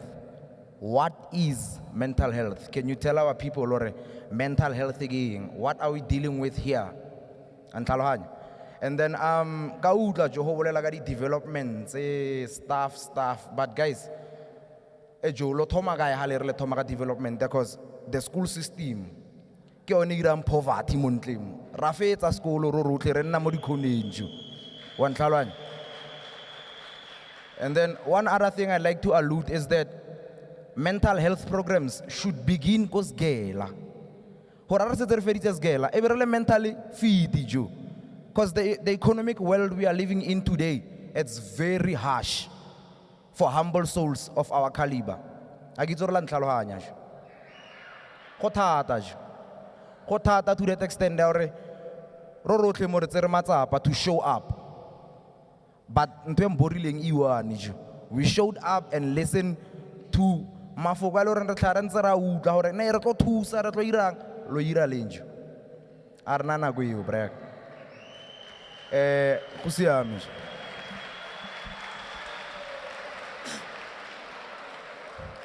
And Zatano Gunbolisa Nonke, Nibolisa Nonke Bach. This is 2023. We can't be coming here again next year and talking about one thing. We can't be coming here again in 6 months. We are talking about one thing. They talk about important things, but they don't do it. Example, you are talking about the project, but you don't go to Kasi, Emalogishini, Nebonogotama project, or Ayatobek. Na ikipi mali right, Maraman na Elogishin na no bonogoti PWP, Econa na Air7. Ani. Another thing, foot, Engatano Kolomogot. Please, man Kolama project, make sure you go Emalogishini, no Pegama project, and what Ayatobega na. Mabi malione ya puma, but I figure la pumele figure court. Isn't it as Coloma say right? Go to I, the phone about 6,000 about what is, got an arma Casala Rabachela Bantintos right. In information I figure la pumele figure court. So any 14 daba foot to go to Conosis or Colomilinda Bale, your technology. Sbiema Logishini, Sbiekasi, Sbienda Wendes Ngafan. So indaba ye data asiwonke umuntu onefone. So kumele engenye into masenza sicabangele nabanye. So you can't be say umuntu okhulele edrobheni okhulele angene isikole edrobheni umphile futhi uzombeka ukuthi ayakhela abantu izindlu umuntu akayazi impilo okuhlala emkhukhwini imvula inetha so kumele uchoose umuntu oyaziyo istruggle ukuthi abantu babuyaphi ukuze izinto zenzakala. So assembly guys sinama PWP sinama CPF uniform yaphuma kuthiwa nayana makuphiwa abantu but uniform ayifike ebantwini iyaphi nina nikhuluma into eziright nithi nayo imali makuthenga izinto okuphiwa abantu makazifike ebantwini. So ukhona umuntu otshila athi guys masikele uhlale ema-ofisini sifaka amatayi masifake namateki selokishini sibone izinto ukuthi ziyenzakala. You can't be saying ukhipha imali kodwa uhlele ofisini uyazi njani ukuthi imali iyadliwa ngapha yenzakalayo. So you will always be a corrupt ngoba anibuyele futhi elokishini check abantu. So ngiyanicela assembly kapho kumele sese ku speak out sese ku 3rd degree ukuze izinto zenzakala. Please asinobuyela in 6 months back sikhuluma into eyi-1. Thank you.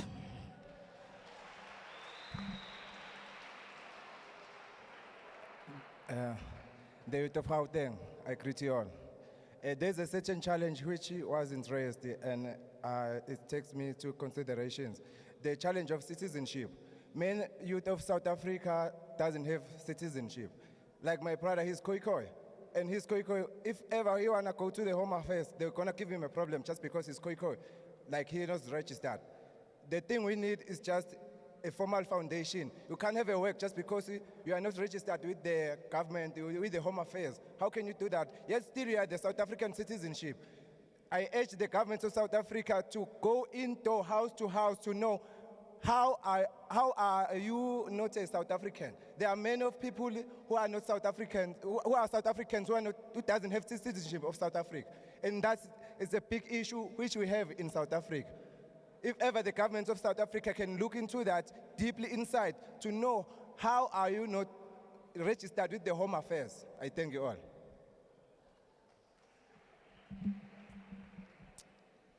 Sanmonan, I'm sorry if I'm going to repeat some points because I was outside Nature's FM. What I'd like to emphasize on is that from last year, the 26th of January, 2022, and this year, I do not see any difference. And I'm speaking on behalf of my community and where I come from because I'm a community leader. It's again, we're doing the same thing. It's like we're repeating, it's a cycle. We're doing the same thing, we're coming here, we're raising our concerns. Next year, January 2024, you're gonna call us again and you're gonna tell us that you acknowledge what we've just said. You acknowledge what we said in January last year. Again, guys, TEPA 1 million. I heard by one of the other people saying TEPA 1 million is changed to ITEPO plug. It's been changing. It started as ITEPO 10,000, if I'm correct. What is the difference? I spoke to a consultant, Bebase Ersa in Davidson, doing the same thing. We attend such programs all the time, literally all the time. We get stakeholders being outside, we go to stakeholders, but nothing, none whatsoever. TEPA 1 million consultant told me, Ugusi, when you apply, you have to call them back. You have to call them because apparently they have backlog. I-backlog kanjani because we've got so many unemployed youth. Backlog. What are they doing? They are wasting our time. We've got Harambe, we've got Imoya app, we've got SA Youth, they're all free. We've got TEPA 1 million, they're all free. What are they doing? Why do you implement such programs if they're not going to help? And if it's going to take you a year, feedback, I mean, that means unemployment, youth, is not a crisis in South Africa. It means you guys are not taking us seriously. For the facts, Yogusi, my apologies. I know our Honorable Panyaza have commitments. But if this is a national crisis, then everyone who was supposed to be a speaker would be here right now. It means you are not taking us seriously. And mind you, all these seats that are open, all these seats that are not filled, it's not because the youth is employed. It's because youth is tired of you calling us each and every time and sit and listen to you guys tell us one thing over and over again. Understand? It's very disturbing ngizokhuluma on a personal view. It's very disturbing. I'm a young person and I own a business. It's taken me more than 5 years. I've had to go see if funding yami ngiyithole from family members. We've been applying. We have been. The process you apply for refunding, oh my God, it's ridiculous. None of us, abantu abafuna funding, majority of them don't even understand. Ukuthi apply in, bakufuna le, nyemali esinganayo. Say, can you please, next, from today, can you please make it a priority, abantu abasha, because ukuthi national crisis, it seems like it's not something that serious to you guys. It seems you enjoy calling us sizohlala and listen to you speak again. Next thing, I'm sure, 100% sure. Now next week, and they're going to do the same program. For in. It means you're wasting resources. Because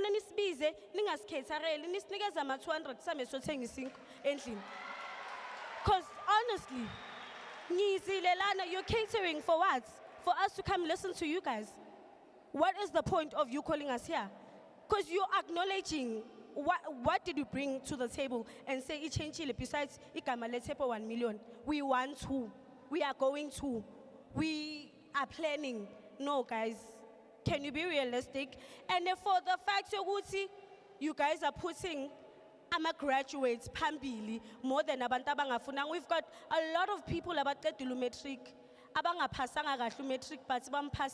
What are you doing for those people? You guys are giving us skilled internships. Skilled internship, you're cleaner. What am I going to do? Are you belittling me in that way? Because you know metric clean. Can you please guys do a better job next time?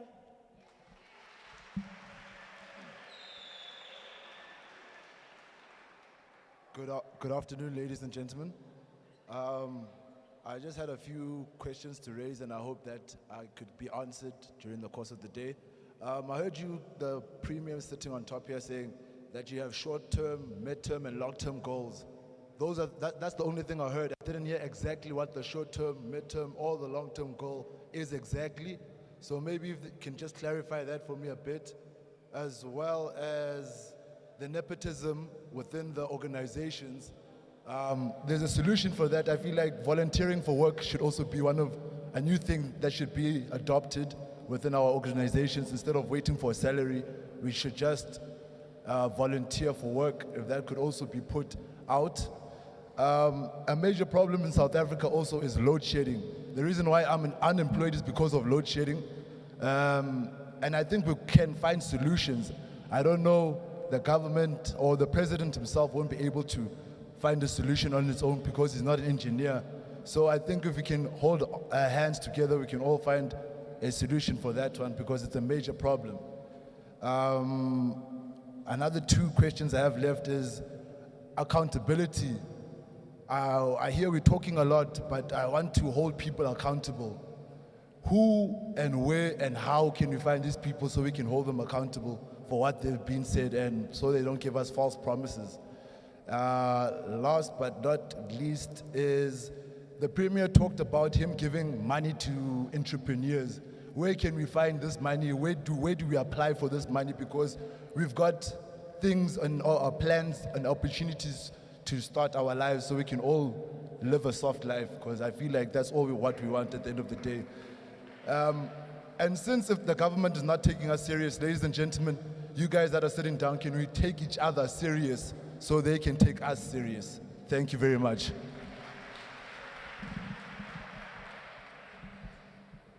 Dumelang. So, ke a leboga ka presentation e ne le etsa. Wa eme mo ke Masidibe, ke tswa ko Tshwane, ko region 2. So, ntwe e rang gore ke eme mo ke gore like taba ya tshepo 1 million. Re ka ira byang gore rena ko groundong bana re ba botsa byang gore ba e ko kae.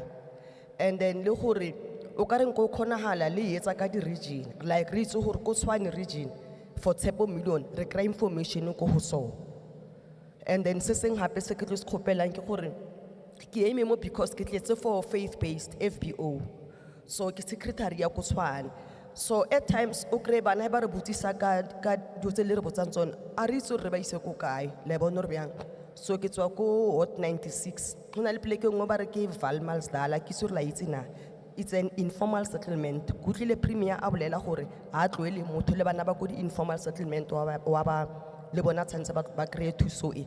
So a ke sure le ka ira byang gore bana ba go Valmalsdal ba kreye whatever information e kutlileng le bolela ka yona ka jeko. Thank you very much.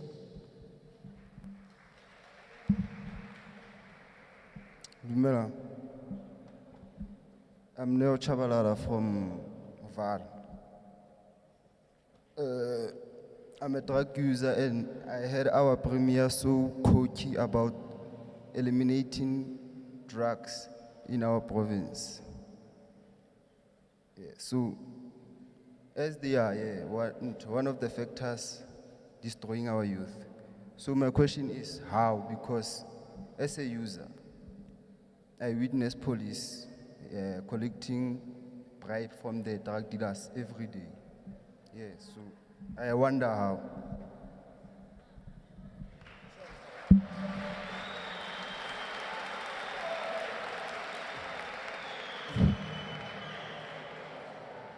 Okay, Sibonge. Thanks the provincial government for the feedback workshop. Just for you, Gutinis and Nizosniga, listen to Besim Tumezona last year, of which I don't see them. Mr. Dlamini, I think you are the only one who was here last year, Gule panel, if I'm not mistaken. And then majority of you guys were not here last year. So I believe, Uguti, you are not ready to answer our concern, our last year's concern. The only person who's here, Untate Dlamini, of which is the only person who says some tumor. Abanye abangani bakhe angibaboni la. I'm very sad, Mr. Dlamini. I'm disappointed, Mr. Dlamini, because this is a feedback session. And then those people that's about to me, feedback, I don't see any one of them. I just see the new youth advisory committee that was appointed after the workshop, of which noma sizokhuluma manje labantu bayenzela into abayicabanga ukuthi sicabangile of which asicabanganga kanjalo, you understand. My point is sinthumile ukuthi tsepa 1 million hayi kabi sanizonda ne, hayi kabi, just to be honest as young people, because you are not visible to us as young people. We only see you in social medias. Yeah, we are angry. We are angry. We even told them last year that it's a cool me bomb for young people anytime soon. They will need patanga corner manje. Sikina ngokunibona kuma social media, guys. You are not visible to our regions. You are not visible to our wards. Lahlala khona kubawadini. That's why bengibelieve ukuthi Sepa 1 million, you are working for people base Soweto. Ngisasho namanje. You are working for people base Soweto. You are not accommodating all of us. You are not accommodating the whole of Gauteng. You are not accommodating it. Okay. Last but not least, Babdlamini, you and your committee last year, I don't know, it's maybe 1 million is your committee. We talked about the business hub for young people. We don't see them even now. Whereby you will come and encourage these young people to open businesses through your support. Now we are experiencing the load shedding is in us now. But ukuthi nisapla ngama generator ukuthi siphushela ama business, no, you just folding your arms. Siqhubeke thina siloko singana mali. We are very disappointed ngani nonke ni committee. So we are expecting a feedback next year. Ukuthi feedback ayibe ngcono. Ayingabi namanje bekungambela ngasikwate kanje bekumele sasmile because it's a feedback session. We were not supposed to be angry like we are now. What makes us angry, we are same concerns last year, and then we don't see any answer on that one. We are very angry. So we are not working, we are not supplying our data.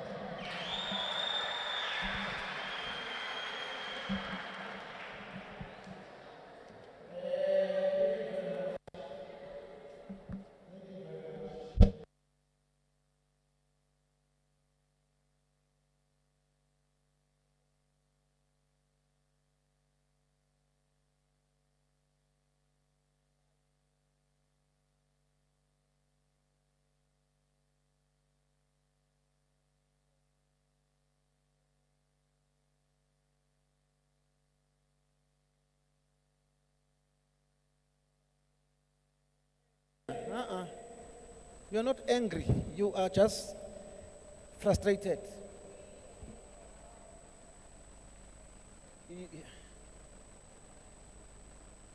Yeah, and one cannot fault you.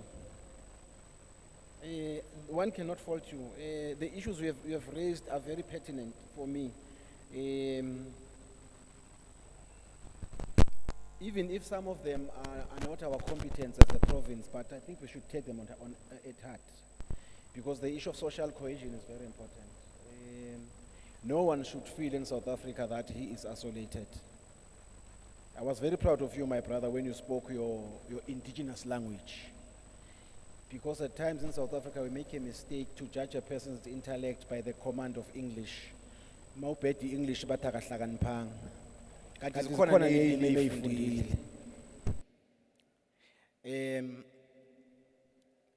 Yeah, you have raised a number of issues.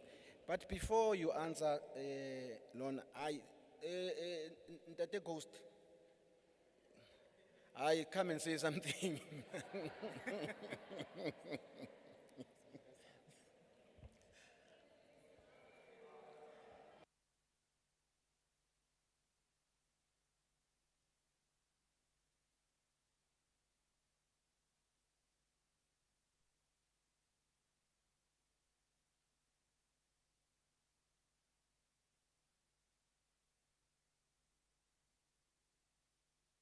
I hope you were noting all the concerns about SEPO 1 million and you just answer them all. Thank you, Chair. Igama Ubongani Mabuse from Office of the Premier, responsible for SEPO 1 million and youth development. Just to confirm, Chair, I'm not a ghost, Imlo. But yes, I'm not the program. A program, Chair, I don't want to defend. I think what we are hearing is the frustration that it is not getting at in each and every ward. But I think, Chair, the issue around accessibility a program, particularly on data, safe to say, you should not pay any data to access SEPO, it's data free. But perhaps maybe let me give the Mobi site where you can access SEPO, and that's www.tsepo.mobi. Anything else other than that, akumelangu ubhadale. Once you enter that, you don't pay. It's data free. Everything that is loaded there, Chair, it's not meant to be data heavy. It is not. Whether when the 18 million, it's not data heavy, which is an online learning program around Microsoft basic computer literacy. The point about having offices in the townships, I think what the DG had alluded to is even after the workshop last year, one of the things that was done was the office took an opportunity to go around the province across all 5 regions to engage on what is it that would need to be changed. And one of the things that was highlighted was that we need to have, I don't want to call them offices, but presence in the townships. And that presence in the townships would come up insofar as young people that are activists, 1. 2, is perhaps to partner with the likes of NYDA, where they are, partner with some of the departments that are in the townships to have a presence of the office there. Chair, this is in line with the work that happened of appointing the Youth Advisory Panel. That is, through their different disciplines as activists, we will be working with them closely there. Maybe what was not mentioned is that all these the advisory panel, as much as it's different sectors, they actually come from all the 5 regions. And they engage with civil society or NPOs. So as a TSEPO program, one of the things that we will be doing is to work closely with the NPOs to make sure that we are accessible to everybody. Chair, I think the other question, I think, in Easteras and the informal settlement, if we look at what the township informal settlement and hostels as an elevated priority by the Premier, is exactly to say, can you go to Barcelona in Ekurhuleni, for those that are from Ekurhuleni? Can you go to the informal settlement in Yesteras and set up programs there? That's what we will be pushing very hard going forward, Chair. Indeed, like I said, I don't want to be defending the program. The one person would say they've benefited, but one of the things that I must just mention, Chair, is any program that the Office of the Premier has set forward, particularly that is youth focused, was primarily not to be based on WASBAN. It is not about that, it's about can you reach anybody else who does not know a particular councillor ngegama or ngesibongo. So it has nothing to do with the color t-shirt that a young person wears, but across the board. That has been the message we're trying to drive at all times. The issue around backlog or the issue around when somebody registers on the program is the following. When you register as a young person with SEPO, one of the things that we want to understand is what are you interested in, the type of opportunities that you might have. One. Two is that we try and give you opportunities or open up opportunities that are closer to you. It's pointless for you to come from eThwathwa to go and get a job in Joburg. Predominantly because uzoqedela imali. So we try and look at what are the opportunities that are closer to you. That's the drive, Chair. Now, because economy is a problem, sometimes you find that go West Rand. Maybe the economy is not thriving as such, as much as you'd have in the big cities, Chair. And that's also another problem we must be honest about. But I think the third thing is that one of the things that you would hear around SMMEs or the hubs that the Department of Economic Development has been doing is to try and drive young people that are interested in the jobs, Chair. All we do as SEPA 1 Million is to advertise these opportunities on the platform, is to talk about it on community radio stations, is to talk about it on social media. Indeed, the speakers are correct that you do find us on social media, but I think the most important part is to be on the ground. That's what we will be doing going forward, Chair. On a weekly basis, we do activations on Thursdays to these things. We announce on community radio stations. If you want us, you'll find us there, predominantly. So we will definitely strengthen that, Chair, going forward. The DG has announced that the program is expanding. And expansion means we will be working closely with municipalities. And I think that's very important. Some of the things that we haven't been doing, and when I say municipalities, I'm talking about local authority here, Chair, to try and find opportunities in the different areas and bring those opportunities closer to young people the best way we can.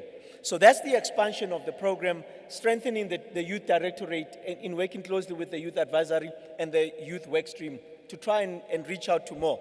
So that's all I can say from a youth, from a TEPO 1 million point of view. No, not from a TEPO 1, from the TEPO and the youth development program point of view, Chair, unless if I have missed out on anything that have been raised. Visibility is one of the things that we are trying, Chair. But we're trying to fight for impact, Chair.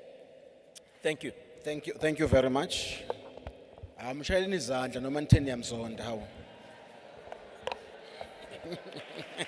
Thank you.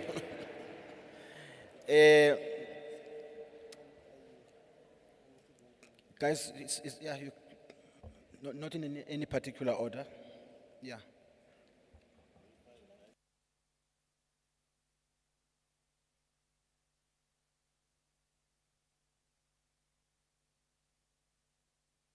There is one young person who spoke about being disappointed that I'm the only one here. Last year, laba abanye abangani bami abekho. Yeah, it's unfortunate that it's politics. Angithi uyazi phela ama committees are, as politicians, we come from different parties. So if parties decide to change, kuba nama changes in my parties and they change members, I have no control over it as the chairperson. But there is continuation, they own up, they know. Excuse me. Our honorable member here, Unseke, is new, but he knows the issues of young people, because I always insist in my committee that I am not ageism, but I want young people who understand these issues. So even now, he was on radio live about this workshop. He was articulating young youth issues. So let's not be worried about continuation. Nothing will stop. That is why the workshop even went ahead, even if I'm the only face familiar. Yeah, you can take over. All right, thanks, Chairperson. Let me also appreciate all the contributions and inputs. And I would believe that they were on point, and I think they are valid.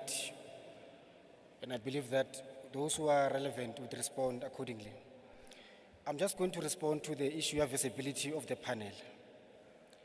I should emphasize that, like I said earlier, that all the contributions that we presented to you here as the panel were not our views. We engaged on a process to engage stakeholders in various areas. We also had a consultation with young people in the youth formations, particularly in the province. And we believe that those consultations must be ongoing. It must not be just to gather inputs, but ongoing, so that we are able to use the platforms to give you feedback on progress that we have been able to achieve.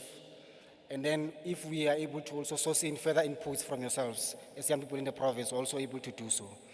And I think also I should emphasize that how you reach us as a panel, we, in as much as we are not necessarily government employees, we are here as a panel to advise government on how they should respond to our issues, because we are also young people ourselves. We also go through those challenges that you face on a daily basis as well. Yes, no, that's true. Now we are based in the Premier's office. However, we are working on platforms like social media platforms where we can be reached, easier by yourselves. So moving forward, of course, we'll make that information public through government platforms, even using the type of platforms as well, so that we're also able to know as to how you reach the panel, so that if as and when you want to make any contribution or input towards the work of the panel, you are able to do so. And of course, I can guarantee you that on visibility, it will be visible, will be on the ground going forward. Thanks.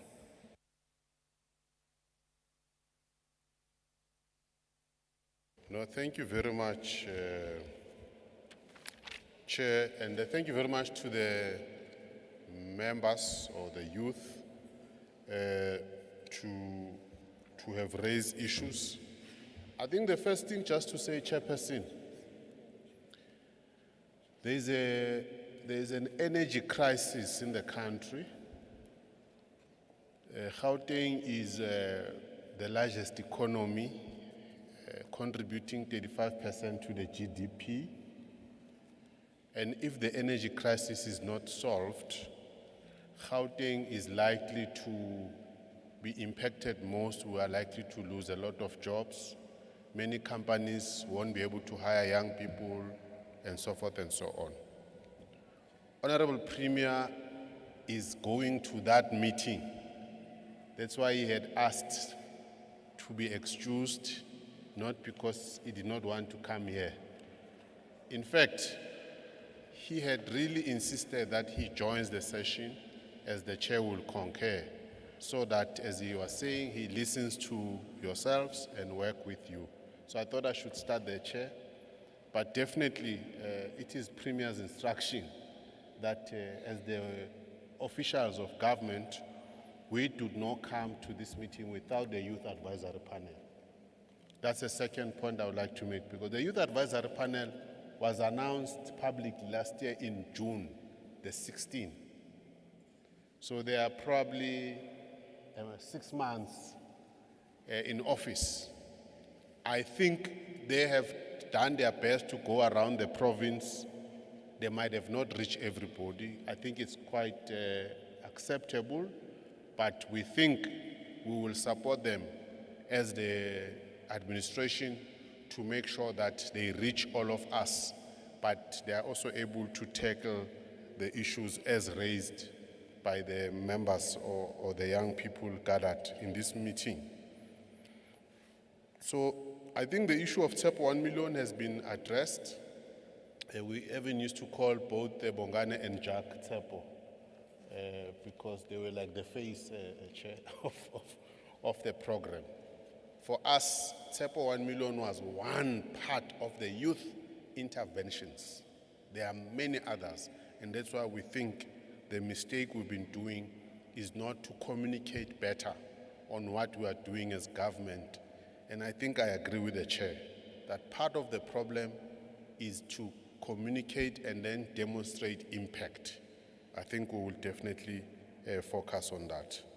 The issue of corridors is quite clear that we'll be able to attend to it.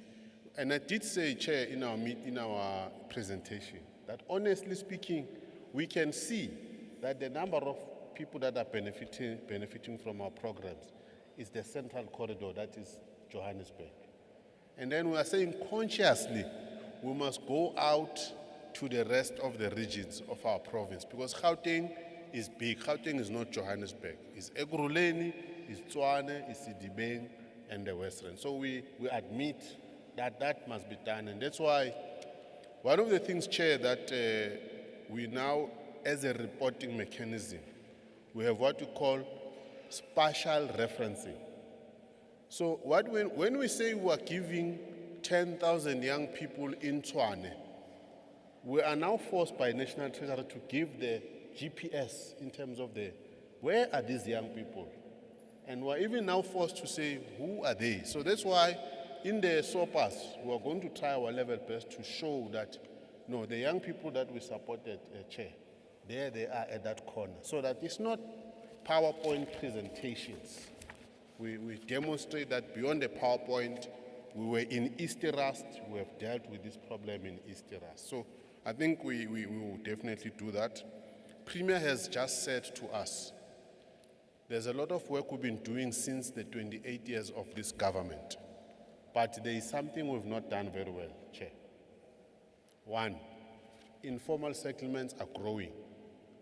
Let's go and solve the problems in the informal settlement. So Premier has made that commitment, and that's why I was showing you that one of the things we're showing you is that we must report as to what are we doing in all the informal settlements in our province. We have also going to report in what we're doing in the hostels.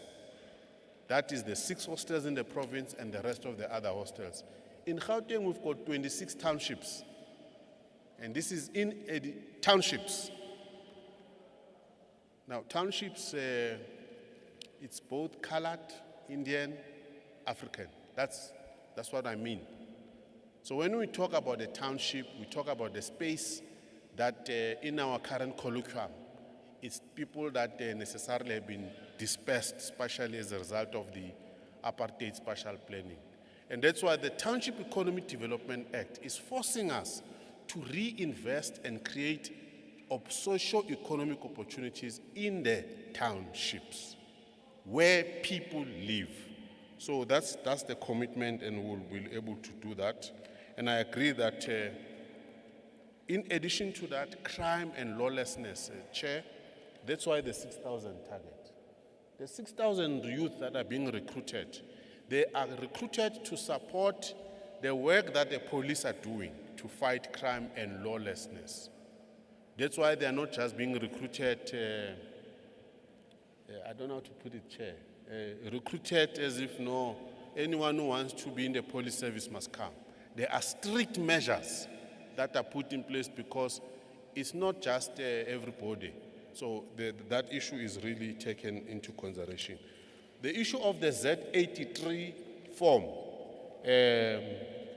as part of the public service reforms, working with the Department of Public Service Administration, there are processes that are looking into that, and that's why the issue of young people's experience is now being re-looked at, so that we don't get the Z83 continuously being used so that it continues to discriminate. So those issues are being looked at as part of the review on how best we can deal with young people. The issue of data, through the e-gov, there's this thing of the Gauteng GBN infrastructure and access to data. Also with our ECASI labs. ECASI labs are meant to create access to data, but also with our libraries, so that young people, when they need Wi-Fi and data, those facilities are used. But we know that is also not enough. There is a need to improve on those. So that data is not only dependent on the team that is dealing with TEPO young 1 million, but also access to Wi-Fi in our schools is also another issue that is being worked on. We should be able to give a more concrete report going forward. We will then, you see the issue of drugs, colleagues, it's an important and difficult challenge. Anyone sitting in this room that has not been affected or infected one way or the other about this problem, you are lucky. It's a serious problem. And that's why Premier instructed us that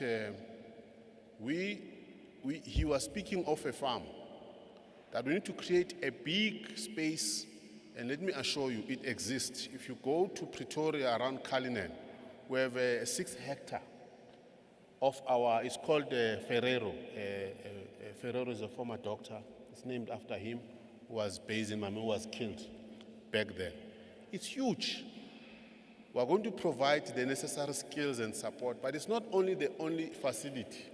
There are many other facilities that through the Department of Social Development we are supporting, and that's why, Chair, I want to assure you that the young person that came here, we will going to attend to him. Our social workers are going to attend to him, because there is nothing as important as a person saying, I'm an addict, I have this problem, I need help. It's not just a first start, but it's an important start. We must just come in, so we'll definitely be able to deal with that.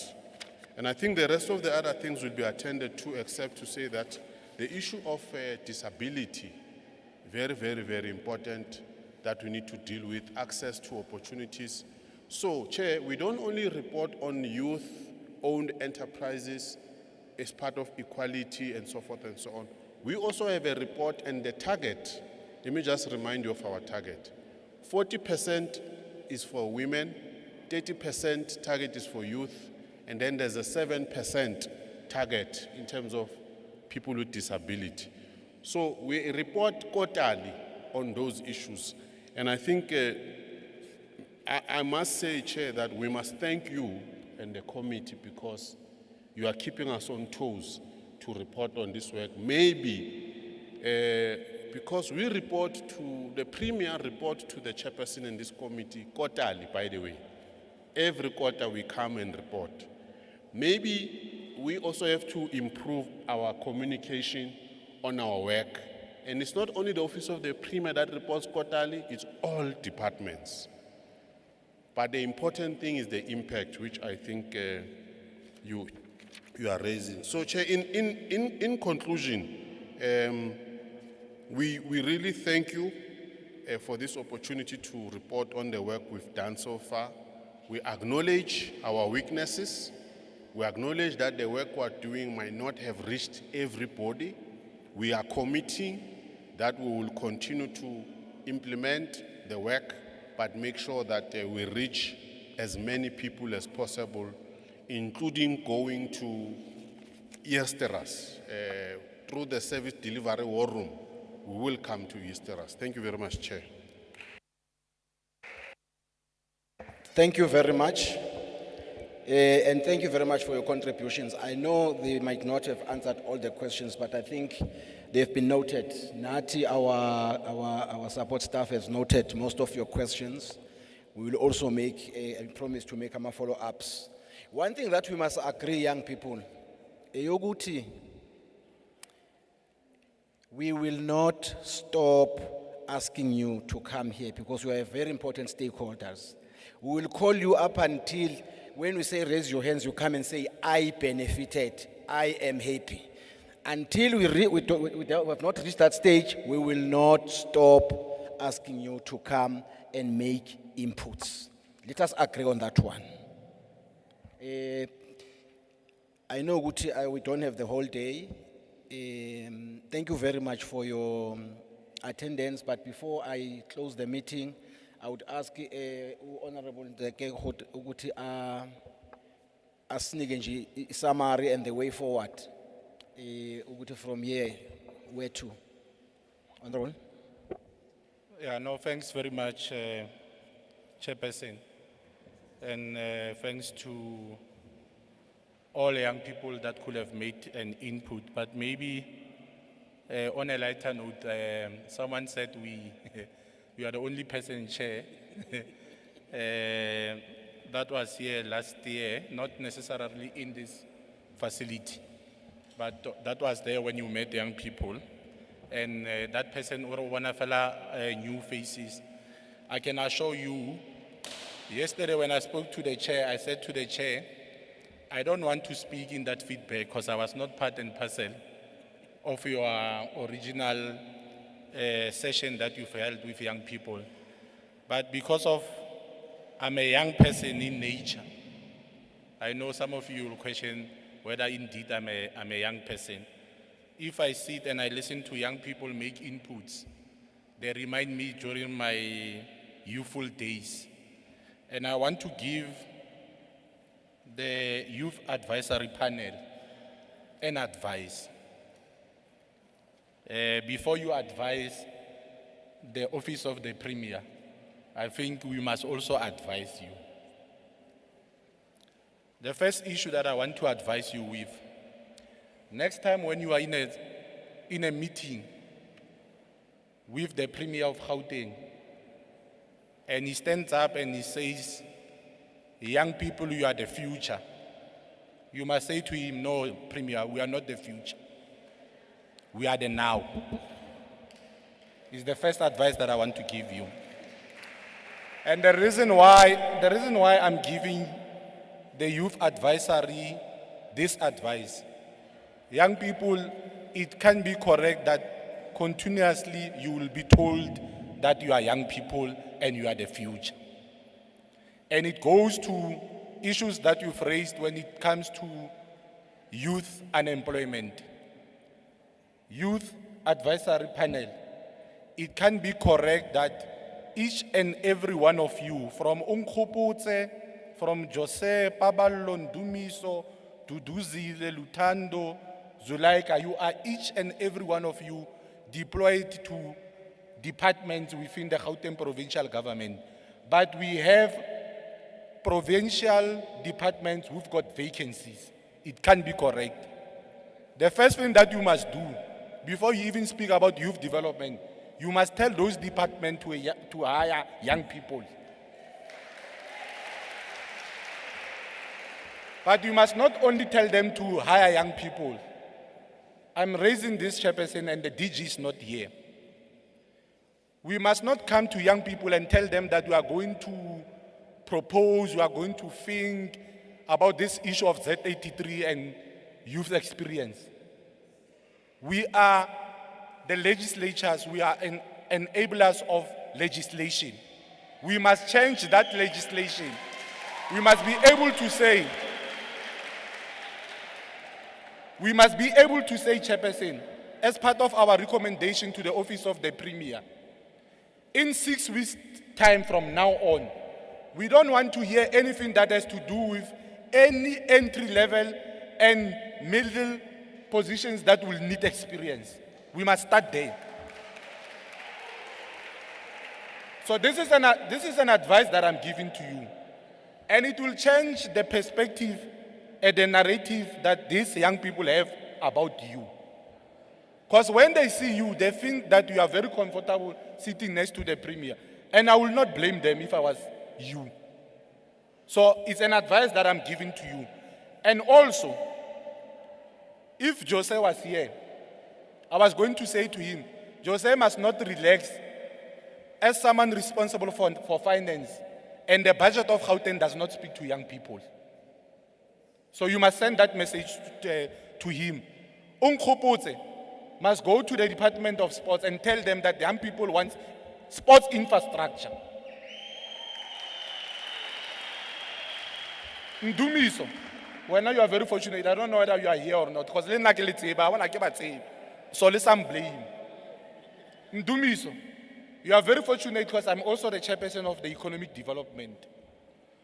So me and you, my brother, we must make sure that we go to Gauteng Enterprise Propeller. And they must not tell us about 30% being reserved for young people. They must be able to tell us that from when are they going to tell us and give us a list of young people that they could have funded.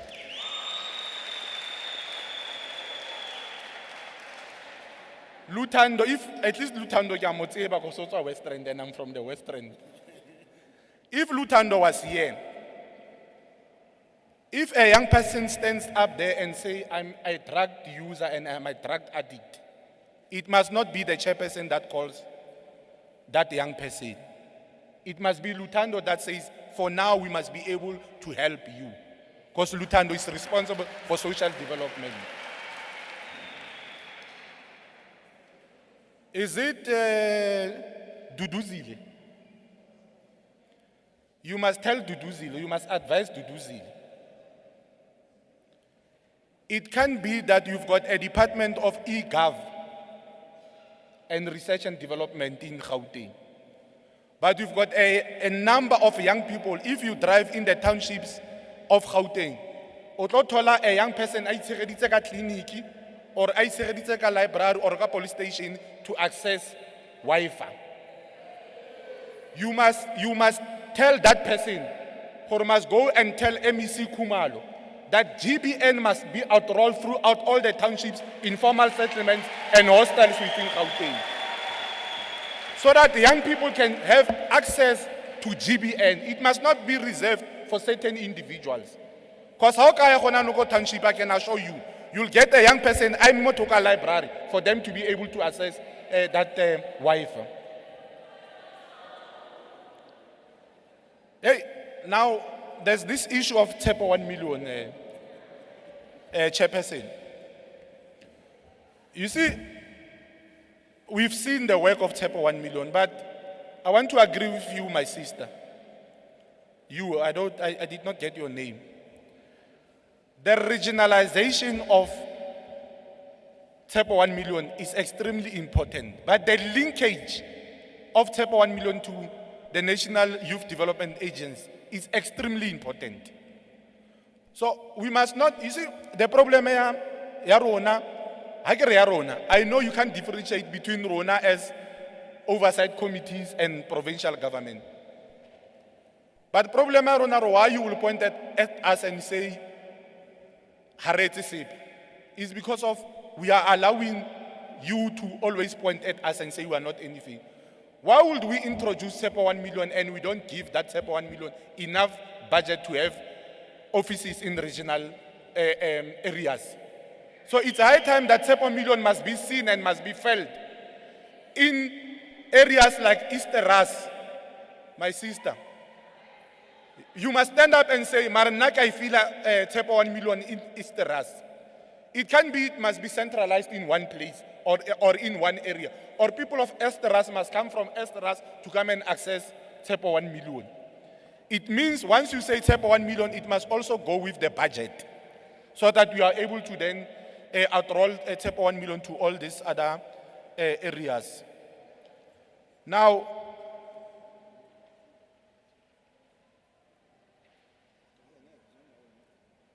this issue of youth bursaries. You know, sometimes when we sit here as members of the legislature, we do listen to you. My sister, fortunately, I also serve in Education Portfolio Committee. And I can assure you I'm going to take this up with MEC of Education, Ntate Chilwan. You've raised a very important issue. Some of us, we are from disadvantaged backgrounds. And I can relate to what you are raising. Once you take a decision that you are going to take number 1 to number 5, and you neglect number 6 to number 10, what if number 1 to number 5 came from a privileged family? And it's a very, valid, good point that you are raising. And I think it's high time that we must be able to say, over and above us taking 1 to 5, but we must also assess whether this young person come from a privileged family or not. If not, number 6 to number 10 must be given an opportunity to also receive that bursary.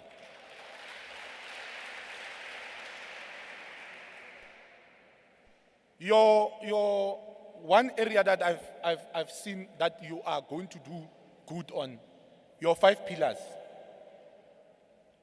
They are speaking to what young people want to have. Mari, I can put in something. Obana Bakalarare, we've created job opportunities. Alito Vale Shasha. Obon? They must tell you who we've employed. Because if someone comes to you about it, we've created 50,000 job opportunities. Why is it again job opportunities? When the Department of Sports in an event was booking, the 21st of March, and onna marshal. About 250 at the end of the day, about not part of the statistics. About no, we've created job opportunities. As young people, you must tell this youth advisor, are maybe in job opportunities. We want jobs and real jobs. And we can assure you next time, as I agree with Chairperson, next time when we come here, we are not going to come here and say give feedback. And I hope DG, what's that mean? DG. Yeah, you want a problem? Yeah. You want a problem. Next time you must not go and you must tell him Chairperson. You want a problem, you. Next time when we come back and we say it's feedback, I don't want to begin animals man. What is it? I don't want to Department Office of the Premier must come here and say, "Come Machalis back." Oh yeah, it's Machalis, so I'm very jealous. Come Machalis. Come Machalis. We've created a number of jobs. We funded a number of young people. Because they must be able to take us corridor by corridor. They must be able to say Koso Wetu. They must be able to say Koso Shanguve. They must be able to say Ko Duduza. They must be able to say Ko East Ras. These are a number of jobs. These are a number of young people that we've given them money to be able to start businesses. We must not come here, root like the plan sits Office of the Premier and this big English. That's the only way that we are going to change the livelihoods of young people in this particular province. Thank you, Chairperson.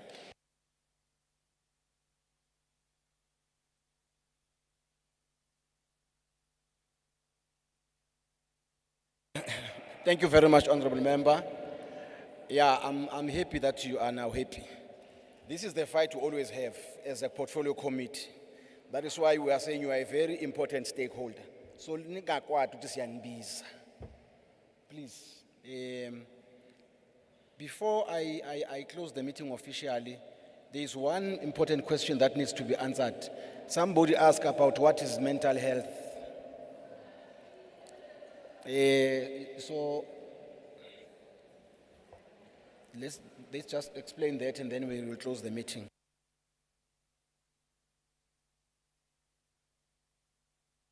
No, thanks, Chair. I thought it would be helpful to say mental health is not mental illness. Mental health has got nothing to do with the illness part of it. But it has to do with the social ills or the challenges that young people or anybody else comes across that becomes a burden. That your mind is not healthy in how you think, in how you do things. What COVID has done, it has shown that a lot of people went into a moment where depression is a very strong word, but a moment of being kind of like stressed because a lot of things were not happening. She spoke about age 35 as a challenge.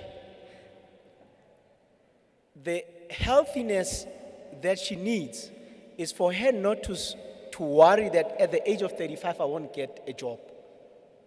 So there are certain things that are either policies or certain things that are aligned with the way we live that drives you to a point where you cannot handle it. Therefore, it starts bringing in issues around suicide and all those sort of things.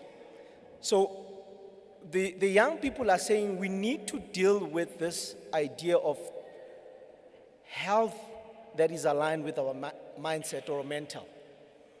So it has been given a priority, Chair. So I thought it is important. The gentleman asked that. It's a very important question. And he's saying what we are missing is that a young person at school, and school meaning your secondary and them, are having these things. So we need to start introducing some of the programs that helps to clear bana at that age, Chair. So what the advisory team, and I think anybody who's here, and the gentleman raised the point, maybe what we might want to do is let's engage on what can be done. I don't know where's the guy. But can we engage on what are the programs that we can do to start such a program? But I needed to explain that it's not illness, it's this other part of the mindset. Thank you, Chair. Thank you very much. No, thank you very much. I thought that was very important to be. Thank you very much, Honourable Member, for your input. As I said, we will continue engaging with you up until we find it right.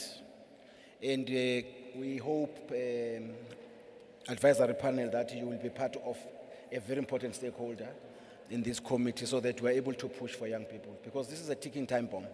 We are lucky as a country and as a province if we still have young people who are still willing to engage.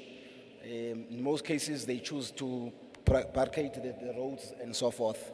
So thank you very much for coming. Thank you very much for your inputs.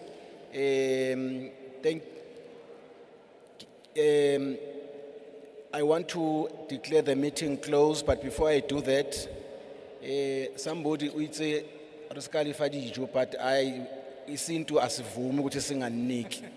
So cela nje si kuzoba nama serving stations I2 at the back, and the door on my far right and the other door on my left. We just go there nje kahle singa pushani. Thank you very much. The meeting is adjourned.